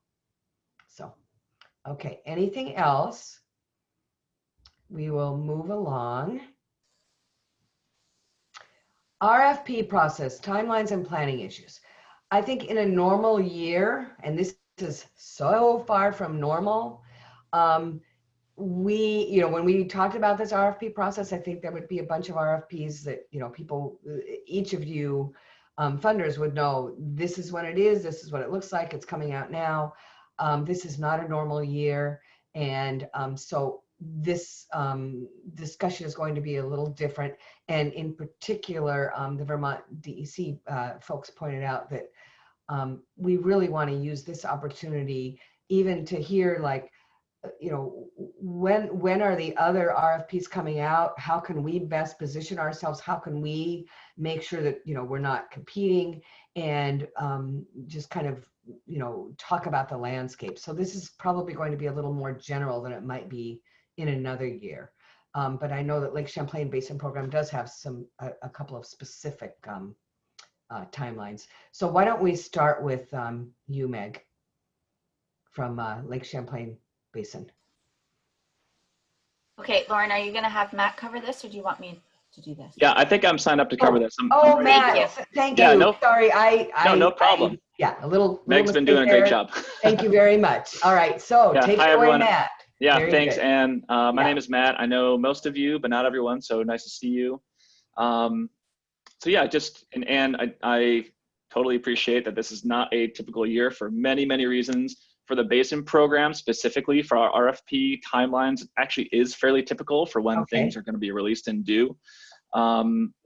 There are changes every year, of course, but I'll just go over some of the highlights of things we have coming up, mostly this fall, for opportunities for you all. So, and there are two kind of distinct timeframes that can be a little bit confusing. So I'll try to break them up into those two different groups. So the first is what you might think of as a more typical time frame, things that will be released this fall, mostly through late September, early or mid-October. That's the RFP will be released. Then the proposals will be due around winter time, and notifications will come early next year. And then those grants can get underway next year in 2021. So those grants include our local grants. We call them local grants. And there are several categories there. One is pollution prevention and habitat conservation.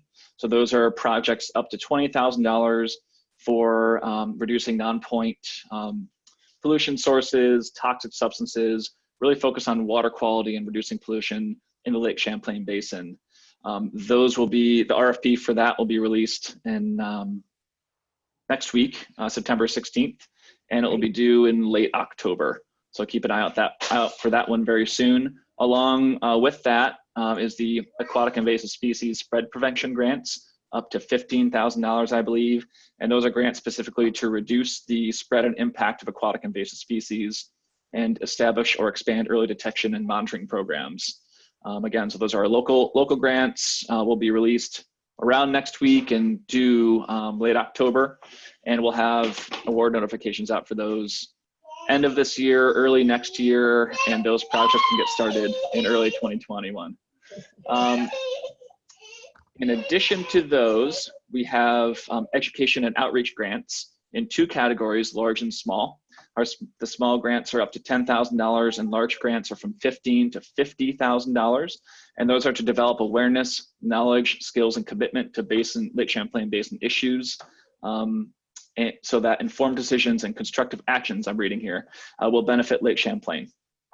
The RFP will be issued on October 26th is the plan, and due December 17th.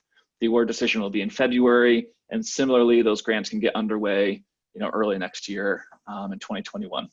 Along with those education and outreach grants, we'll have relatively smaller organizational support grants up to $4,000. And these are for watershed groups to increase their organizational capacity to better serve the mission of the Basin program and our partners. So this is things like purchasing software, improving database or financial management, anything that can help get or improve the capacity of our partners to do their work. So that will be the same time frame. RFP issued late October along with the education and outreach grants, and will be due mid-December. The 17th is the plan. So that's the first time frame. Again, what you'd expect, issued this fall, you'll hear, a few months later, and then the project can get underway in 2021. We have a second set of grants that are on a different time frame, somewhat delayed, and that's so that we can plan our budget for next year. So these are RFPs that will be released this fall around the same time as the grants I just went over, but the projects themselves that are awarded would not get started until 2022. So it's kind of a delayed process. So we have a technical request for pre-proposals, and the pre-proposal is a 2-page, very brief summary of a project that you'd like to do that addresses something in our management plan, opportunities for action. So it's kind of an early pitch, and the idea is that these can be creative ideas, anything you think that the Basin program would be interested in supporting, and it should be kind of a low barrier to entry, so you don't have to put a lot of work into a full proposal to see if there's interest from the steering committee in supporting that idea. So we are planning to release that request for pre-proposals by the end of this month, September, and they'll be due in early November. The steering committee will then select a subset of pre-proposals to solicit full proposals from the applicants in December. And if you receive a solicitation to submit a full proposal, that will come in December and will be due in February. And then the awarded projects from that set will be notified in April when we kind of develop our full budget for next year. And then again, you'll know in April if you receive the award, but the project wouldn't really get started until late 2021, or if you're doing field work, really the field season of 2022. So again, that's kind of a delayed time frame. You're thinking about the project this fall, you'd be developing a full proposal in the winter, and then it would be the next year when you could actually do the work. And that's because we won't have the funding to pay you for the work until that time frame. Similarly, our NHP, Champlain Valley National Heritage Partnership, their grant process is very similar to the technical one I just went through. They have a request for pre-proposals that will be issued late September, due in early November. And then you'll hear in mid-December if you're being asked to submit a full proposal. And then you'll hear in early 2021 if you're selected for award, and then that project again would start in late 2021 or 2022, depending on your project. And I think that about covers it for the Basin program. Again, this is a fairly typical year. These are the grant programs we tend to run every year. I'm realizing I've missed one. Meg, that's probably why you're about to chime in. I see you there. I forgot to mention the enhanced BMP category. Thanks, Meg. I just saw your face. Amazing how that works. Yeah, I was like, what did I miss? I forgot to mention the enhanced BMP category, which was actually just released yesterday. Yeah, right. So These are for larger projects to reduce pollution prevention. There's two categories for this one. And so I'm sorry, just to clarify, this is the first time frame that I mentioned. I'm sorry I missed it. This is released just now. Proposals due in a few weeks, and these projects can get started in 2021. So that first time frame I mentioned. These are for pollution prevention projects. There's two categories. One is planning and prioritization, and that's up to $50,000 to either do some engineering or design, or to look at a suite of projects and to do some modeling or determination on what is the most important project for you to possibly apply for next year or for some other granting opportunity. And the second category is for implementation. We're really looking for shovel-ready projects. You have a design in hand, you have everything but the funding ready to go, and you have a concrete way to reduce pollution to Lake Champlain. And those are up to $125,000. So the time frame for that, again, the RFP was released yesterday. It's available on our website. The applications are due on October 13th, and you should hear an award decision in November, possibly December. And again, those projects can get started for next year. Matt, just to say, so we've had a question in the chat about the timeframes of these projects, and we're going to drop the link to the Basin Program website in the chat, and there's a table at the bottom of the page about requests for proposals that will have the timeframes of the grants there. So we'll share that with you. And also, Matt, I was just wondering if you could talk to sort of the size of the larger RFPP projects and the priorities that change for those every year. Yes, definitely. Thanks, Meg. So back to the technical request for pre-proposals that I mentioned. Again, this is the longer time frame one where you'd be thinking about this with a pre-proposal in the fall, developing a full proposal in the winter, and then the project would really get started late 2021 or 2022. The size we've gone with in previous years and will likely stick with this year is up to $300,000. So they could be larger scale projects. They don't have to be. I think the minimum we've done is $25,000. So it could be on a smaller scale, could be on a larger scale. If you're thinking about a scope for your project, just, we have a finite amount of resources. So if yours is a less expensive project, there may be a higher chance of being able to fit it into our budget. But of course, we want it to be appropriately budgeted to the scope of the work. So it's really flexible. And the whole idea here is that we're soliciting the creativity of our partners and asking you what you can do to help support the Basin Program mission and to improve water quality and habitat in the basin. Meg mentioned priorities. So as I mentioned, we're asking for projects that address any strategies or tasks in opportunities for action, our management plan. In addition to everything that's in that plan, each year the steering committee identifies a few priorities that are called out that give a proposal kind of a boost up in the ranking process. So if you hit one of those priorities that the steering committee is looking for, then you get some bonus points essentially, and kind of get a bump up in the ranking as our technical advisory committee and steering committee are considering your proposals.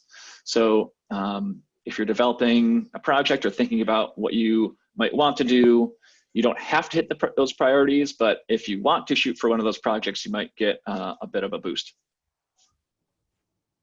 Thank you. I have to say, as a grant writer and a trainer, I really urge people to apply when they do get that boost. Because again, it's a very competitive process.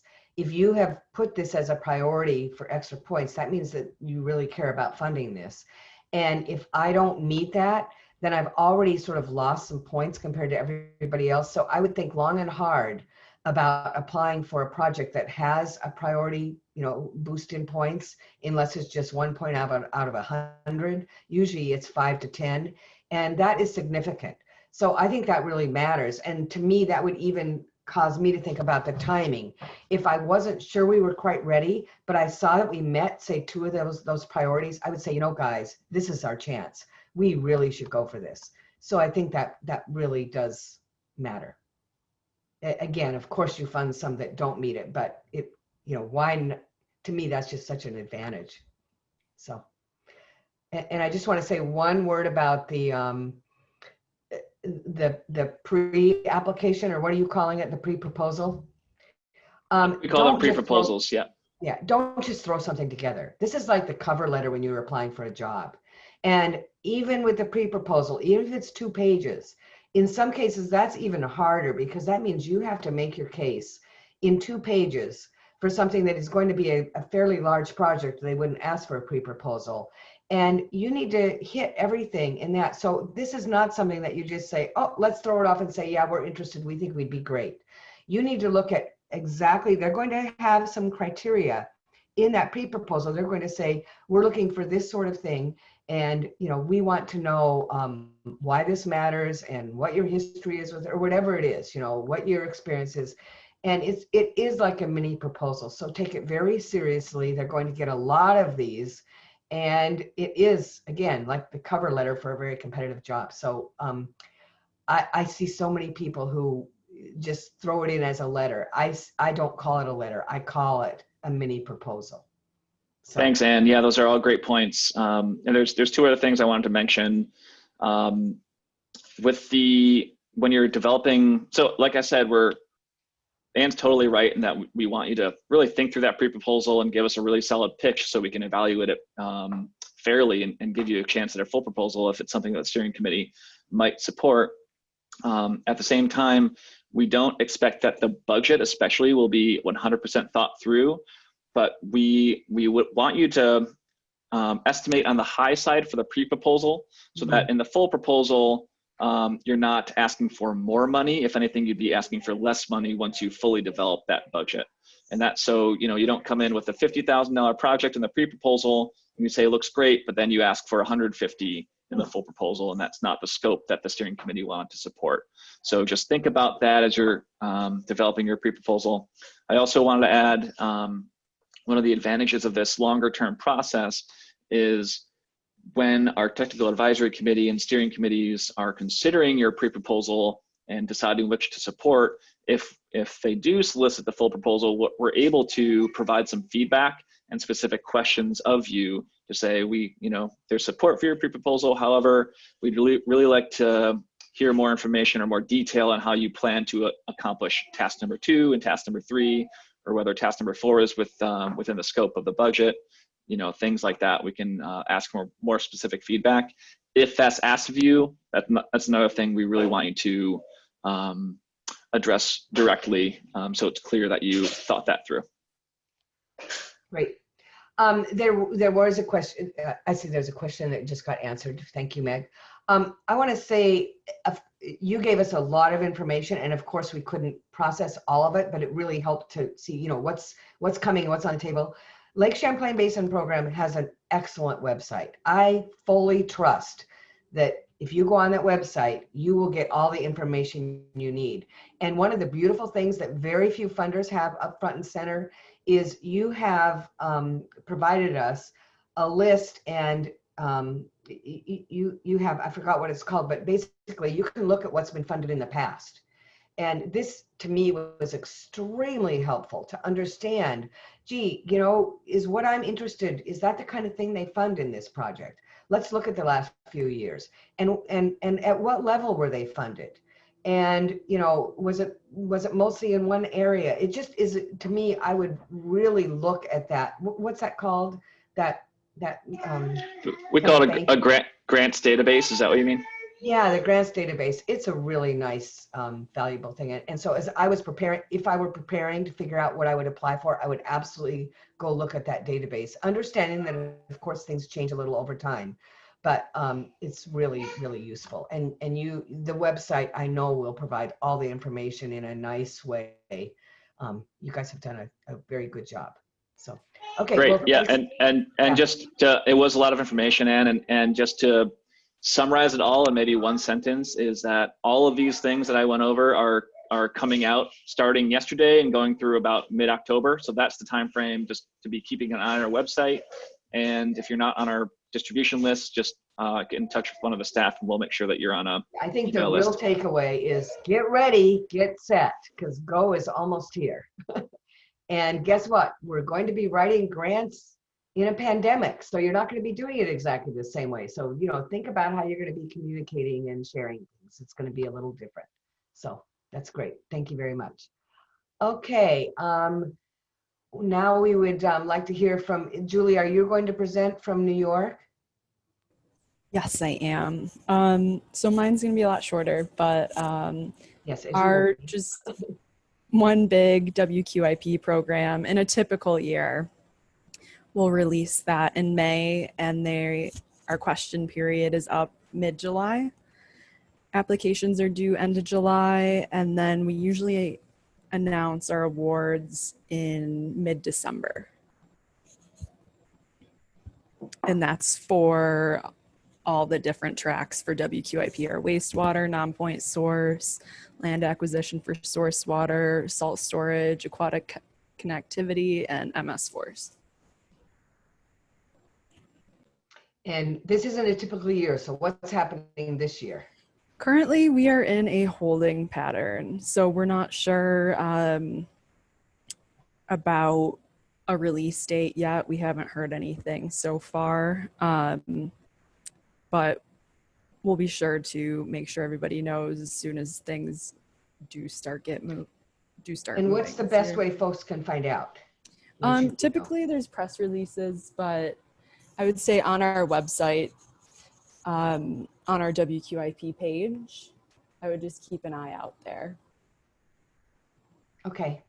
And I mean, I think that's true with many, many states. You know, you are not alone by any means, because yeah, this is just the world that we're living in now. So that's pretty much what you have to say at this point, right? Yeah, there's not too much. I don't have too much to say for this year, unfortunately. Okay. But hopefully, maybe we'll hear something soon. Yeah. And moving on to Marley. Yeah, it's been a difficult year, and those folks who have had grants with us have certainly had to go through some of the angst with us over the last few months, when we have been told to stop funding things, to put holds on any payments, to potentially have to look at major rollbacks in funding and decreases in the amount of funding we've been able to provide. Things are looking more solid now than they were a couple months ago, but we still have serious budget cuts, and those aren't going to suddenly change this year, or end this year. We're looking at that as well into the next fiscal year. So we don't have grants on a specific timeline right now, which probably doesn't surprise most of the folks who work with us. But if you want information on what we're doing, there is a listserv you can sign up for, and you will get notifications of everything. And I'll drop that in the chat after we're done as well. I really encourage anyone to do that. Our web page also is kept current, but this listserv is probably the best way to do it. As far as the timing of our grants and how we do things, we try to coordinate with other folks. Like, you know, LCBP always has their big chunk of funds between now and November, as Matt just said.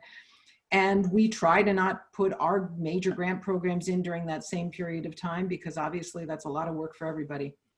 At the same time, it's kind of hard to do it at a totally separate time, because we fund similar types of projects. We know you don't want to be putting in a major grant proposal in the middle of the summer when you're out in the field doing the construction of the project that you got funded last year. So we try to do things in the fall and early winter, so you can be prepared for the next construction season, or the next implementation season.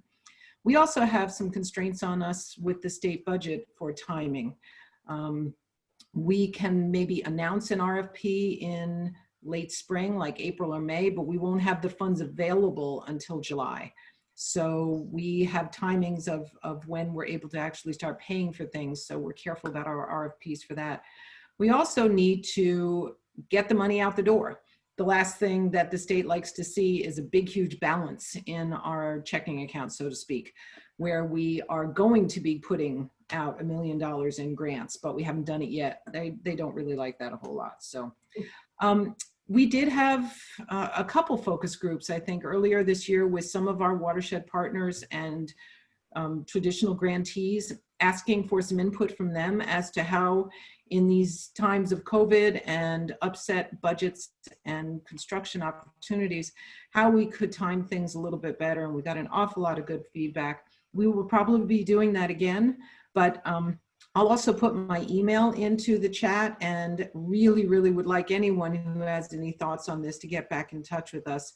And if anyone has any comments they want to make in the chat or in any other format that works for you here, and we're really interested in how we can put our funding out at the best time to coordinate with the needs of the watershed groups on the ground. Yeah, and with your hands tied behind your back, knowing that you're going to miss this fall season, that really does make it hard. And yeah, let's say funds get opened up in the spring. Yeah, what is that? Well, I've very much been on the other side of this, where my salary and the salary of other people were dependent on getting grants, and to have funding not available when you kind of count on that to be able to fund your next year's salaries and projects has been incredibly stressful for the folks that we work with. And we're very aware of that. And that's why we're really interested in your thoughts on what you need when and how we can time. So we'll very soon move on to the Ask Anything part, and that can be part of that. And I just applaud you for having those focus groups. In the midst of everything that you thought to do that and bring people together, I think is a really thoughtful approach. And what else, you know, to kind of let people know you're here, you're interested, you care. And again, you're not an exception, clearly. I mean, this is the state in our country now. So it's not like Vermont and New York DEC are behind anybody else. I'm sure in talking to your colleagues in other states, they're in absolutely similar situations. So, we also have partners who have no hesitation about giving their opinions to us. So we were encouraged to have focus groups as well. I see. On our own. So very good. We welcome that. All right. Well, now we're going to move to our own version of focus group. So I want to just say this is the Ask Anything part. And I know I said type your question in the chat box, but I think that I would rather have real people talk. So don't do it yet, but I'm going to try to do it so that if you know, I don't think there'll be 10 questions at once. If there are, we can do the chat box. But when I say go, you know, if you want to unmute yourself and put yourself, you know, and show your video, then I can call on you. So I'll do that.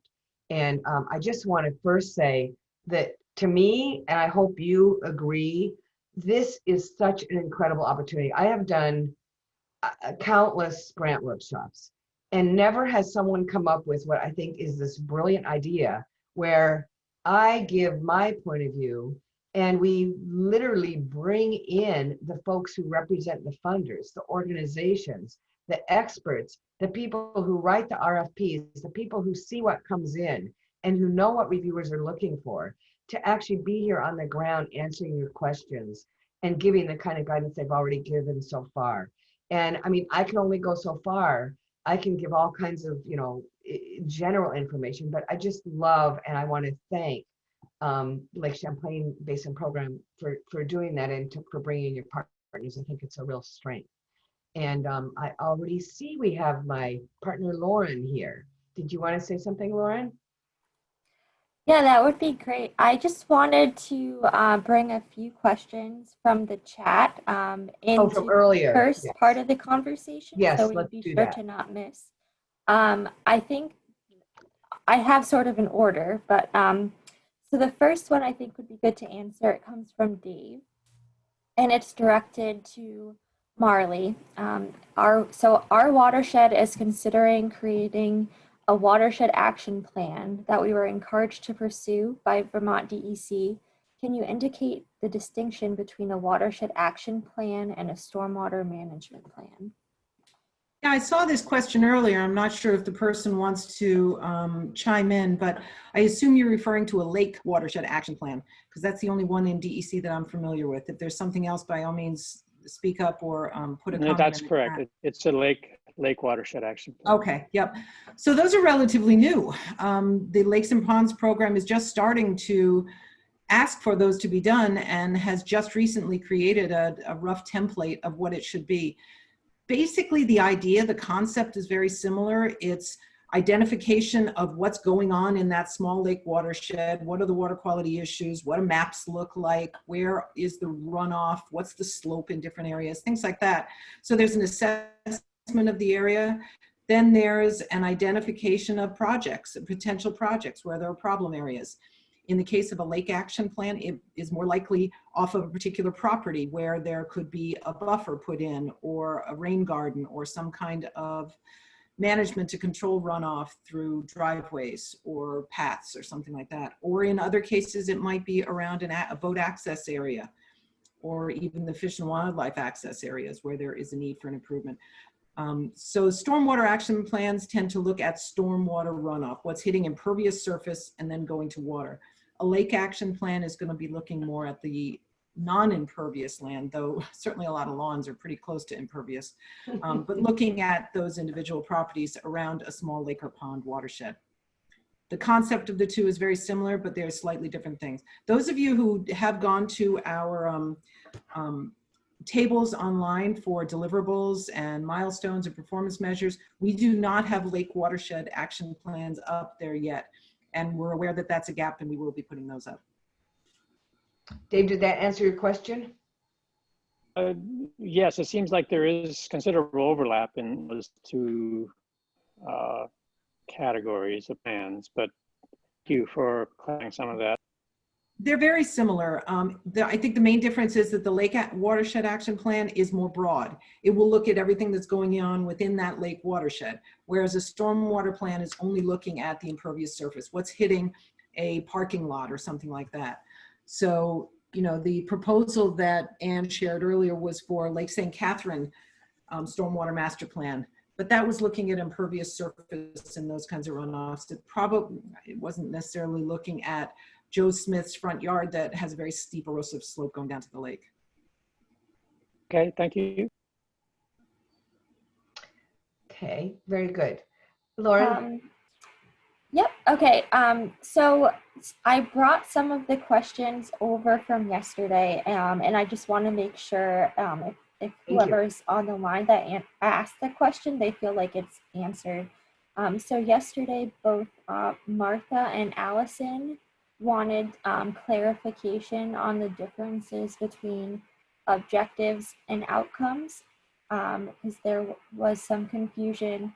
And the answer to the question from yesterday was basically that you should read the directions within each grant program, because different grant programs do use different terminology. Right, I was using those interchangeably, and only because I know that New York, I think it is, uses outcomes, whereas Lake Champlain uses basin program uses objectives.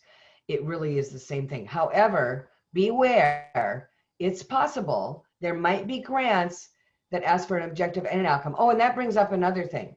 In the task table for Lake Champlain Basin Program, and I have to say I don't love this, you folks require, at least in one of your bigger programs, I forget which it is, you're supposed to list the task, the name of the task, and then there's something called objective, and that does not mean objective in terms of outcome. It actually means that you're going to describe exactly what that task is. I would love if that wasn't there anymore. To me, I find that, I mean, I'm sorry, you guys do a great job, but putting objective as what you use to describe a task, to me, is very confusing for the reader and probably for the reviewer, because I've said that, you know, objective is the same as outcome. What almost all other RFPs do is they just list task and then the output, and the task is where you both list the name of the task and say what it is. So I do have to say that Lake Champlain Basin Program has a very different use of objective, and that will be confusing, but when it's in a task table and it follows task, it's not the same as outcome. And that's the best I can tell you. You have to sit with it, and you have to read it carefully, and hopefully it will become obvious, so that when they ask for that within a task table, which I really wish, if there's one thing you guys could do, is not have that. But anyway, it's your choice. And every funder, the funder is the king and queen. And if they're asking for objective, and what objective means is that you're defining the task, that is exactly what you're going to do. And in their programs, the higher up is they have goal or actually they call it purpose. Lake Champlain Basin Program doesn't use, they might use the word goal, but typically they say, we want to know the purpose, we want to know the outcome, and then they bring you to that task table. So you're right, it is used in different ways by different funders. And I was using them interchangeably as outcomes for Lake Champlain Basin Program is the same as objective for the New York DEC. And many funders will say, and when I teach it, I usually teach, here's your overall goal, and then there's 3 or 4 objectives. So I do mean interchangeable. I hope that didn't confuse things. And so Martha and Allison or anyone else, if you have more questions relating to this topic, please enter it into the chat. There is just 2 more questions that we had from yesterday and today. The first question was how long, and this is, I guess to any grant program, but how long should the background part of the grant proposal be? Should it address the problem area that we are trying to combat? You know what, I'm going to answer that first in a general sense, and then I'm going to ask you folks to address it. So that, again, it totally depends on the funder. And background, in many cases, there'll be a limit. They'll say, please, address this in, it could be 1 page, it could be 1 paragraph even, it could be X number of words. In that case, you have your, it's very clear and you have your work cut out for you. Also, it really matters. You really have to look at the RFP, because if they want you to talk about the need, I can tell you, they will tell you that in the RFP. It'll say background. We want to know the history of your project. We want to understand why you're asking for this. Please give us some data and information on the need. Other programs may have a separate needs section where background means we want the history of your organization and kind of what this project is about. And there's another section where you would address need. I guess what I would say in the bottom line is, if there's not another section that addresses need, then you absolutely are going to do it in that background section very sharply and clearly. And that was an example, I think both Marley and Meg talked about how it was really helpful, how as they presented the grant, the examples we were talking about, each of the proposers, each of the people who wanted funding, they made a really good case. And I don't know if it was in the section called background, if that's the place, if there isn't a separate section called need, then that's where they did it. And yes, you do want to say this, because again, it's not just that you have a good project. That's really important. You better have a really good project. But this is a competitive process where the reviewers have to pick and choose among many good projects, all that could make a difference. And it's incumbent on you to show that you will make the most difference and that yours is the most needed at this time. And speaking about things like with the Lake St. Catherine project, about the impact of Tropical Storm Irene and what they've done since then that kind of sets them up and why this matters, even though they're a small area. I read that too, and they did it beautifully in just a few sentences. So you absolutely need to address need, but only if there's not another section for it. Then you will address it in background, yes. And now I'll hand it over to you, to your experts, and see what they have to say. Which one of you yes, go ahead, Marley. I really don't have much to add except to look at all of the questions that are in the RFP, which I think is pretty much what Ann said.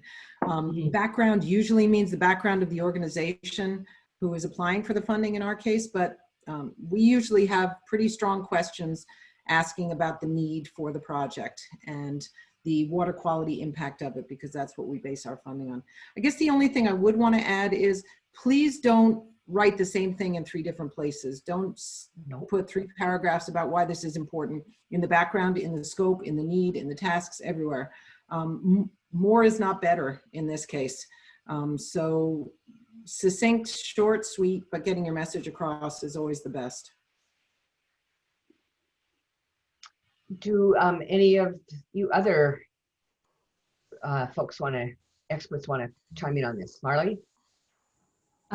This is Julie, and I would just Hey, second Julie. what you guys said, and really the being concise and making sure. I mean, there's loads of questions on our application, and there's definitely appropriate spots for the background and so on. I The guess only what I piece want to to say add- is don't, yeah, go ahead. Go ahead.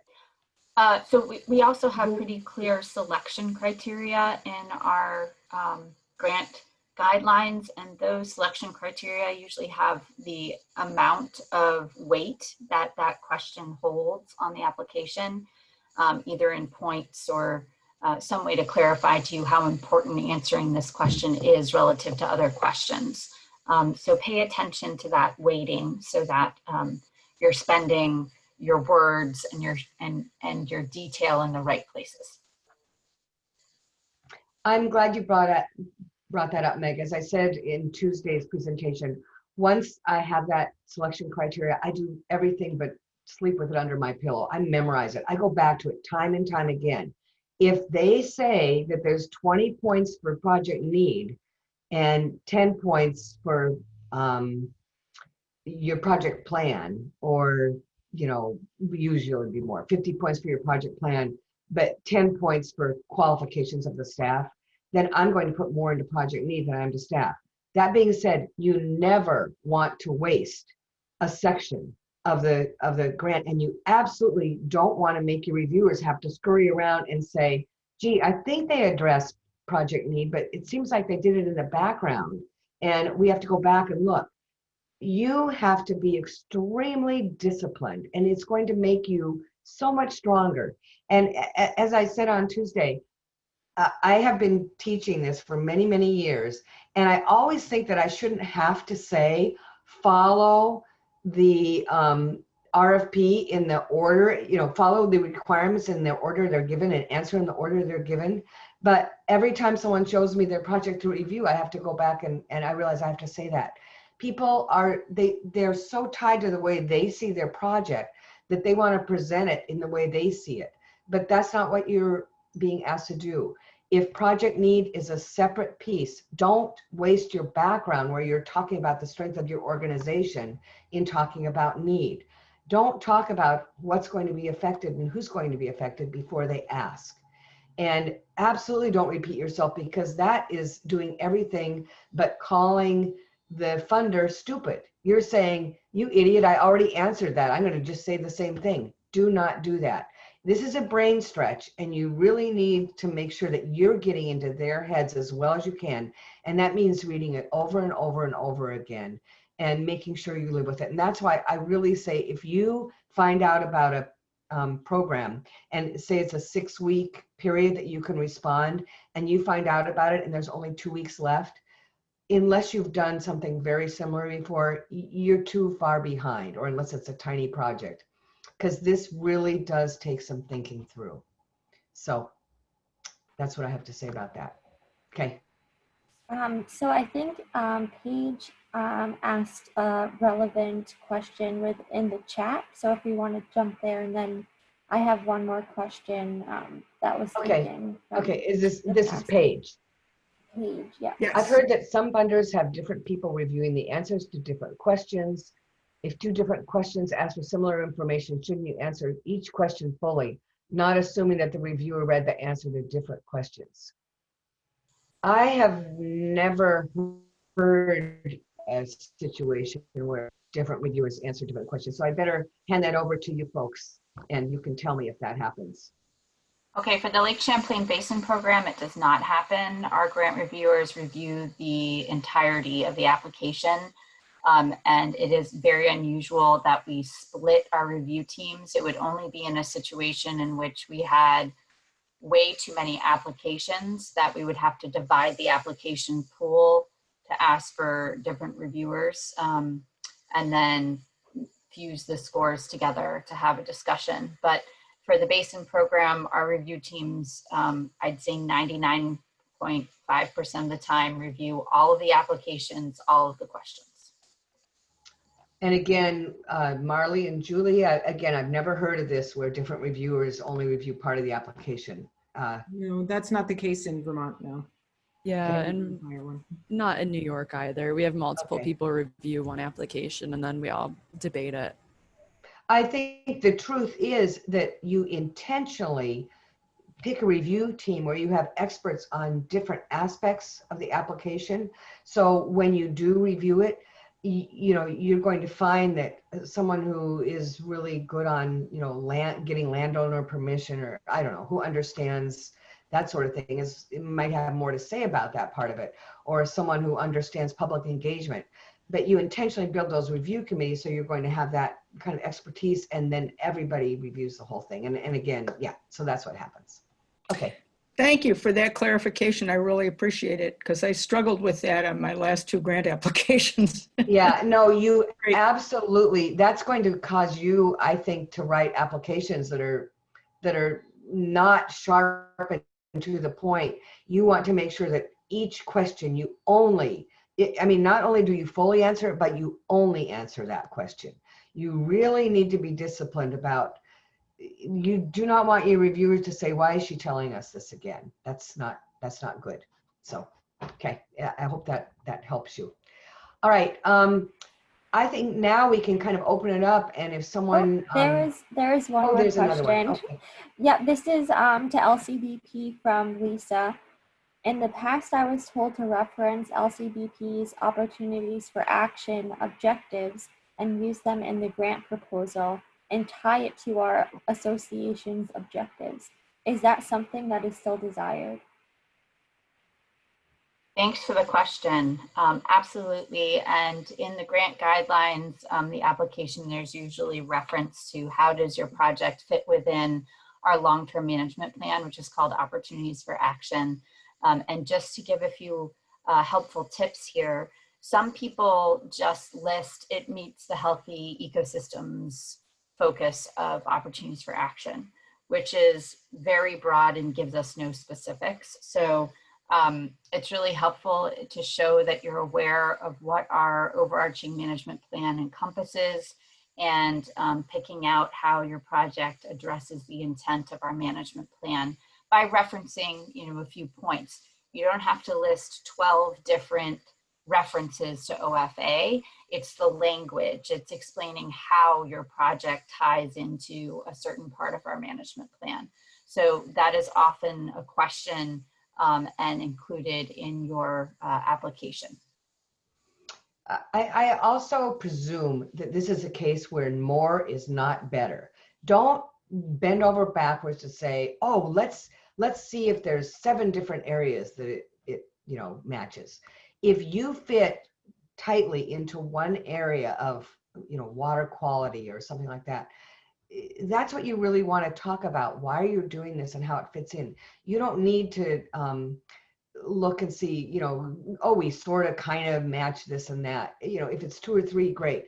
But it's really about understanding that opportunities for action, and that every single thing they fund, and this is a beautiful thing, it's almost like that's the very highest goal, is every single thing that Lake Champlain Basin Program funds, they're looking to see how does it advance the opportunities for action and the very clearly stated priorities in that plan.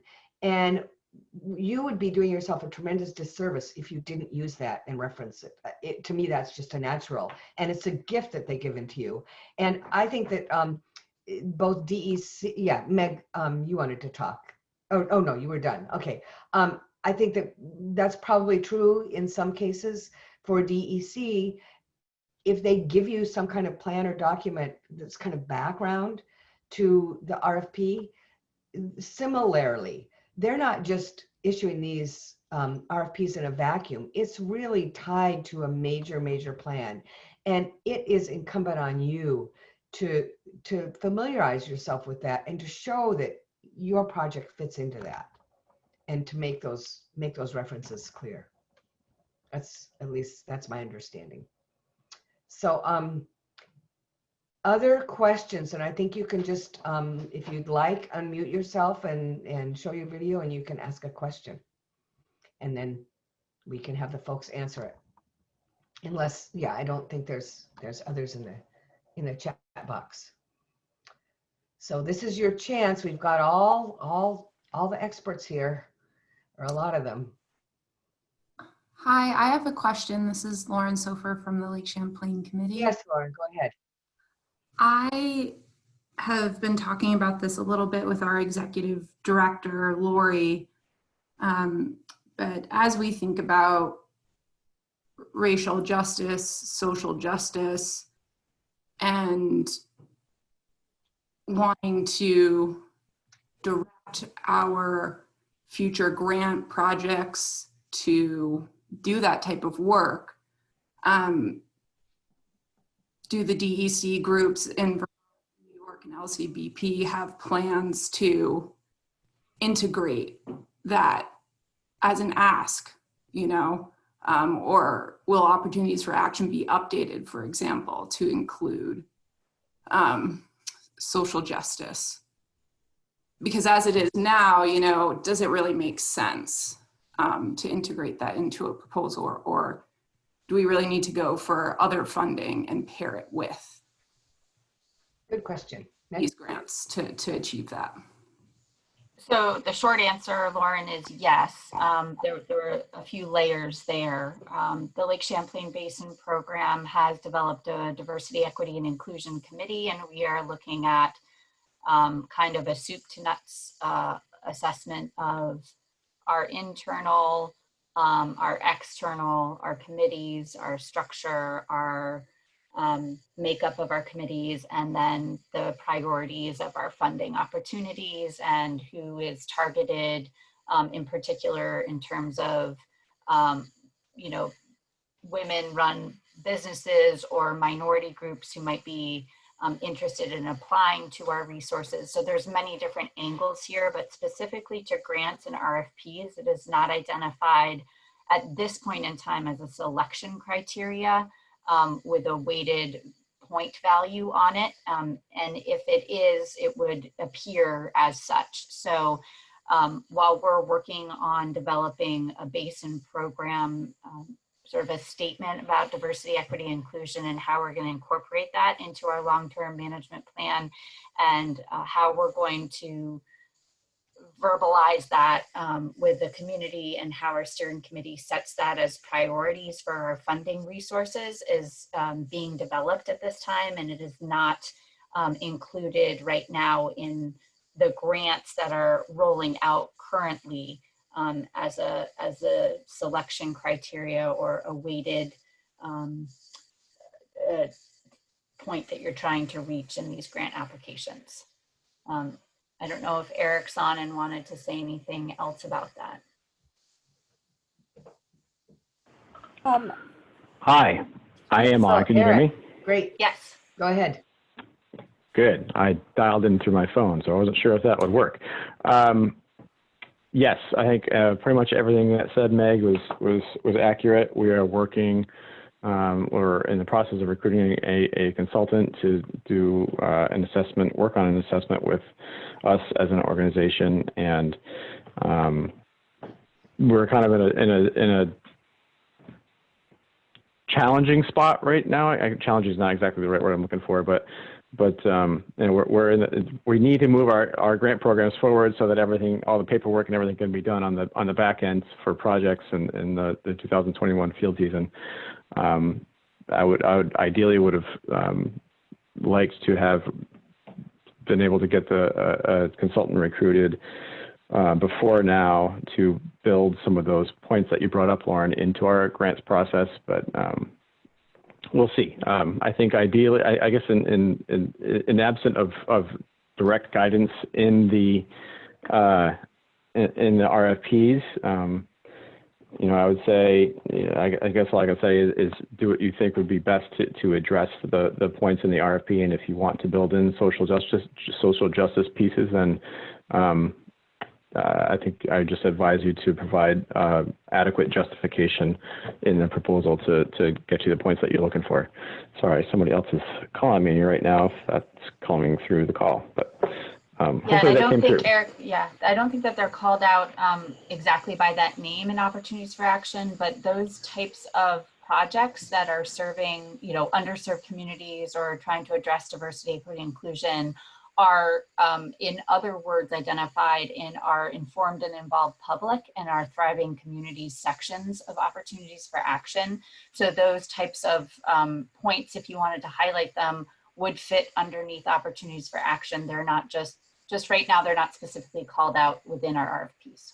I think that's a very good point, that at this point, it's incumbent on you as someone who wants to get something, a project funded, to make that connection and to show that connection, and that underserved communities, that there's a particular group, and that yeah, diversity, equity, inclusion is part of it. I do want to say that I've been part of RFP writing programs. I worked for the federal government years ago when we realized that we absolutely need to pay attention to diversity. And I understand Eric's the tension, whereas, you know, we want to include this and yet we have these ready to go out. So you weren't able to actually specifically identify them as areas that people will get points for and that you're prioritizing.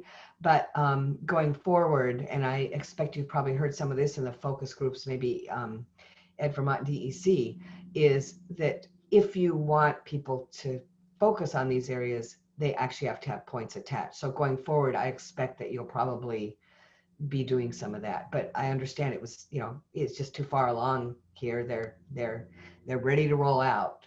But it sounds like you really do have the opportunity to make that case, which is great.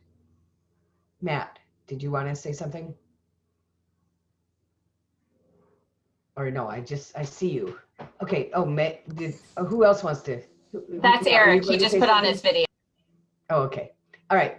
Anybody else want to say anything about that before we move on? Okay. All right. That was a good question. Next question. And if you would rather type in the chat, that's fine. If you'd rather just say it, that's fine. I see we have a new message in the chat. Okay, let me, oops, and I just lost, oh, I'm sorry about that. And it was Lauren saying thank you for okay. the answer. All right, thanks. I just lost, folks. All right. Anyone else? And of course, we don't have to go till 12, but why don't I just give a chance? This is a great opportunity, folks, where you have your grants people right here. So let's see if there's any new questions. While we're waiting for questions, I can just say that we're really excited to talk to you about your projects that you're thinking about. So please do give us a call. I like to hear that, because that kind of reinforces that if you're thinking of doing something that's maybe a little new and different, then absolutely call and, you know, explain, I think this is how this fits in. Does that make sense to you? And, you know, am I in the ballpark here? I think that's an excellent, yeah, that's really good advice. And also what we're talking about, you know, have informed questions. Right now, no question is a bad question. This is a place to ask any question that you might have. Okay, here's a question. Any advice for reporting internally to board members who don't always understand grant cycles? Oh, that's a good question. So I'll try and answer for that first, because I've been on both sides of this. I have been on boards. I have been the executive director of a small nonprofit, and yeah, who don't understand grant cycles. You know what, I'd like if you could say a little more about that, Alex, so people, you know, understand what you mean, like what kind of pressures you get from the board, if you wouldn't mind sharing that with us a little.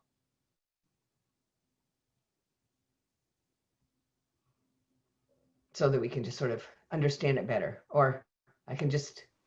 You might need to come off mute. Oh, okay. All right. I'm thinking of board members who You- do not understand timing. Okay, why certain expenses have to go to certain uses.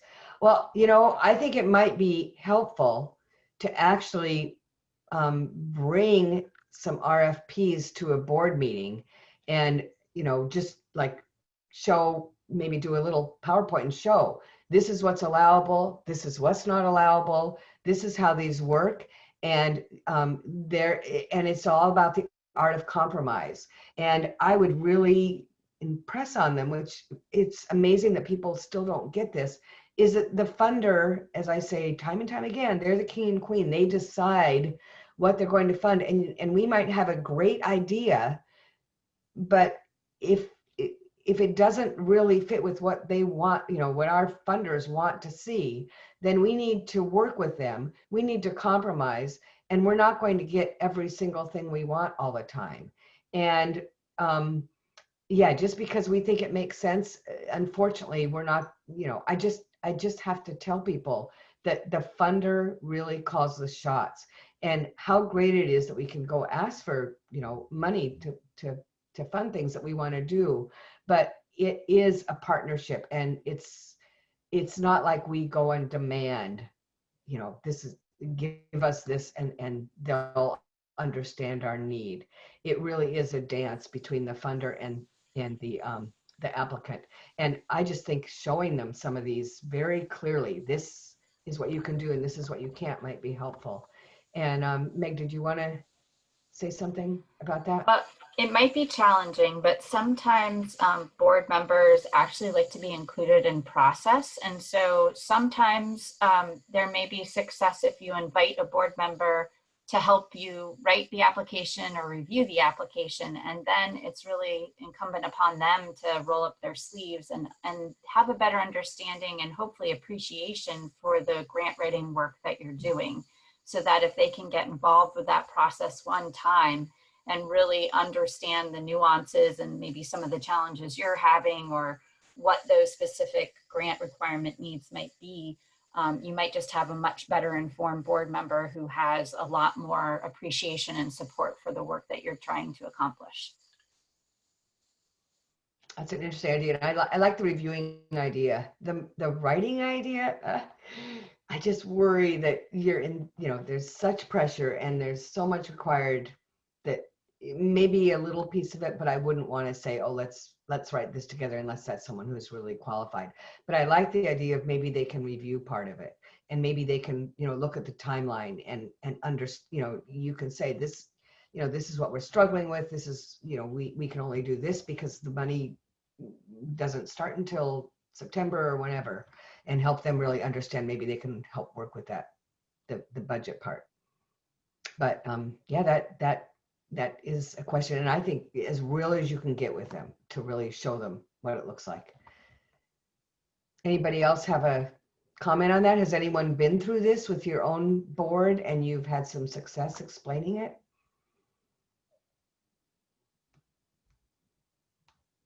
Okay. Any other questions? I'm going to give just a little time here because this is it. The last few minutes, chance to think about if there's something you'd like to know. And I love that we have Matt on here too, who is obviously very involved in the whole, you know, process of releasing and that sort of thing.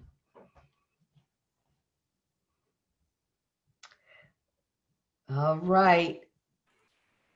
Going. I saw you Yes. pop on your camera, Pam. There you go. Yeah, Oh, hi. good. I had a question, then realized it was really targeted to Marley Moore because she's gone.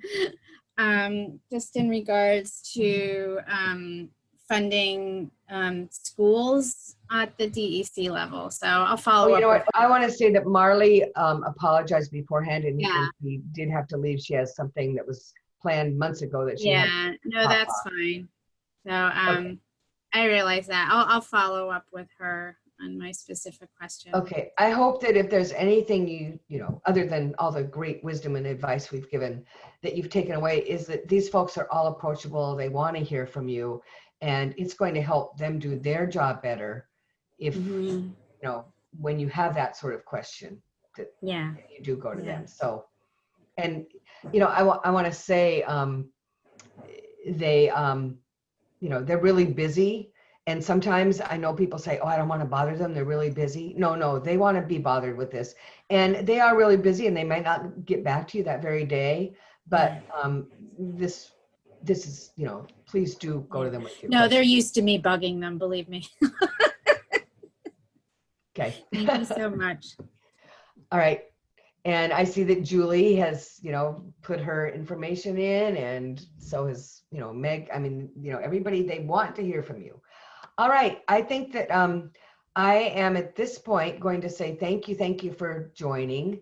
I hope you found this helpful. I just loved, as I said, working as a team with the Lake Champlain Basin Program, and then, you know, bringing in our New York and Vermont friends. I think that made this definitely a richer experience, and having those, you know, really being able to get good grant examples and share them with you was very helpful.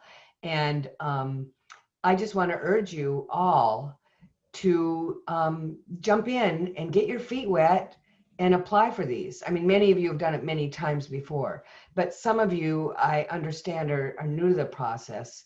And I would urge you to start with a small grant.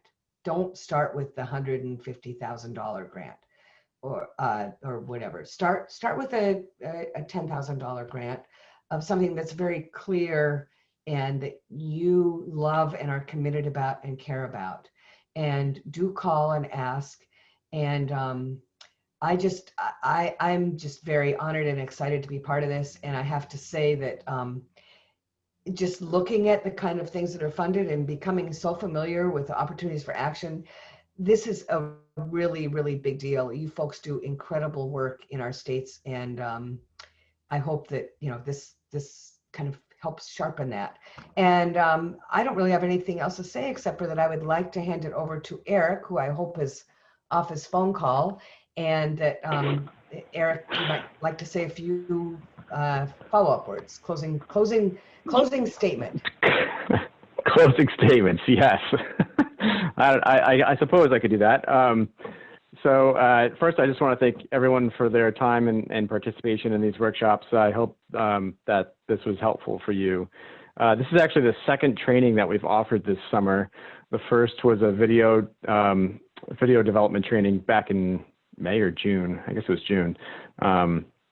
So please let us know if there are other training opportunities that you think would be helpful for the Basin program to consider offering to groups within the watershed.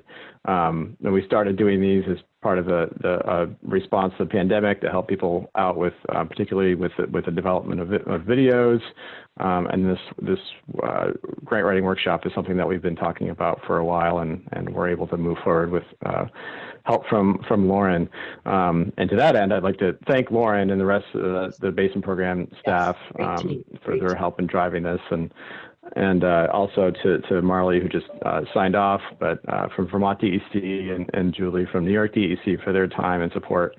And many thank yous to Anne for your time working on this development training program with us. I know you had to dive in deep and learn about some of the jargon and lingo and so forth that we use within our grant program. So thanks for your effort to learn about all that with us. So the workshops this week were supposed to provide a flavor of the highlights for good grant writing skills. As Anne mentioned at the beginning, the grant writing can be a semester-long course rather than just a few hours we were able to offer this week. So this workshop is the end of our contracted work with Anne, but I'm sure she'd be happy to speak with you about other learning opportunities she can offer as a consultant. One of our goals in creating this training program was to help Lake Champlain watershed-based groups build more competitive proposals, not just for the Basin program or CVNHP programs or for state opportunities, but also to develop competitive proposals for opportunities outside of the Basin program and state funds to augment resources that we have available. Basin program grant programs are always oversubscribed with competitive proposals, and so I'm hoping that many of you will come away from this workshop with a few new skills to help you write stronger proposals that can be competitive in other opportunities to bring additional funding into the Lake Champlain watershed to supplement the work that we in the States are able to support. We also, of course, expect that you will all be able to write even more exceptionally competitive proposals to the Basin Program and state programs. I should point out that the Lake Champlain Steering Committee has asked me to make it clear in our grant opportunities that we cannot provide support to individual organizations for grant writing. We've seen these types of tasks come up recently in our organizational support grant category in particular. We are able to use our funds, obviously, to provide general grant writing training opportunities like this one, but in the past, we've received proposals that include tasks to write proposals to other organizations for funding or to recruit a consultant to write proposals for them, et cetera. And Basin Programs funds cannot be used to support that type of work. The annual Basin Program grant opportunities will be rolling out over the next several weeks, beginning with the release of our large or enhanced best management practices RFP yesterday. We will be uploading an approximate schedule of these grant programs to the Basin Program and CVNHP websites soon. I noticed a few of you are that are logged in today are connected into the CVNHP realm. So check that out as well. Lauren, Janess, maybe you can drop a link to the Basin Program RFPs page into the chat here so folks have it accessible if they don't already know where it is. And I encourage you to keep an eye on this page for updates on new grant opportunities and that schedule that we'll post soon. And I noticed both Marley and Julie uploaded their email addresses, so I encourage you to contact them for information about upcoming state grant opportunities as well. So that's what I had. Thanks, everyone. Yeah, thank you very much, and happy grant writing. And you know, may you all win all your no, you won't all win all your proposals, but let's strengthen those proposals. And I hope this was helpful. And yeah, maybe I'll hear from some of you again. So it was a real pleasure to work with these programs, and I'm delighted.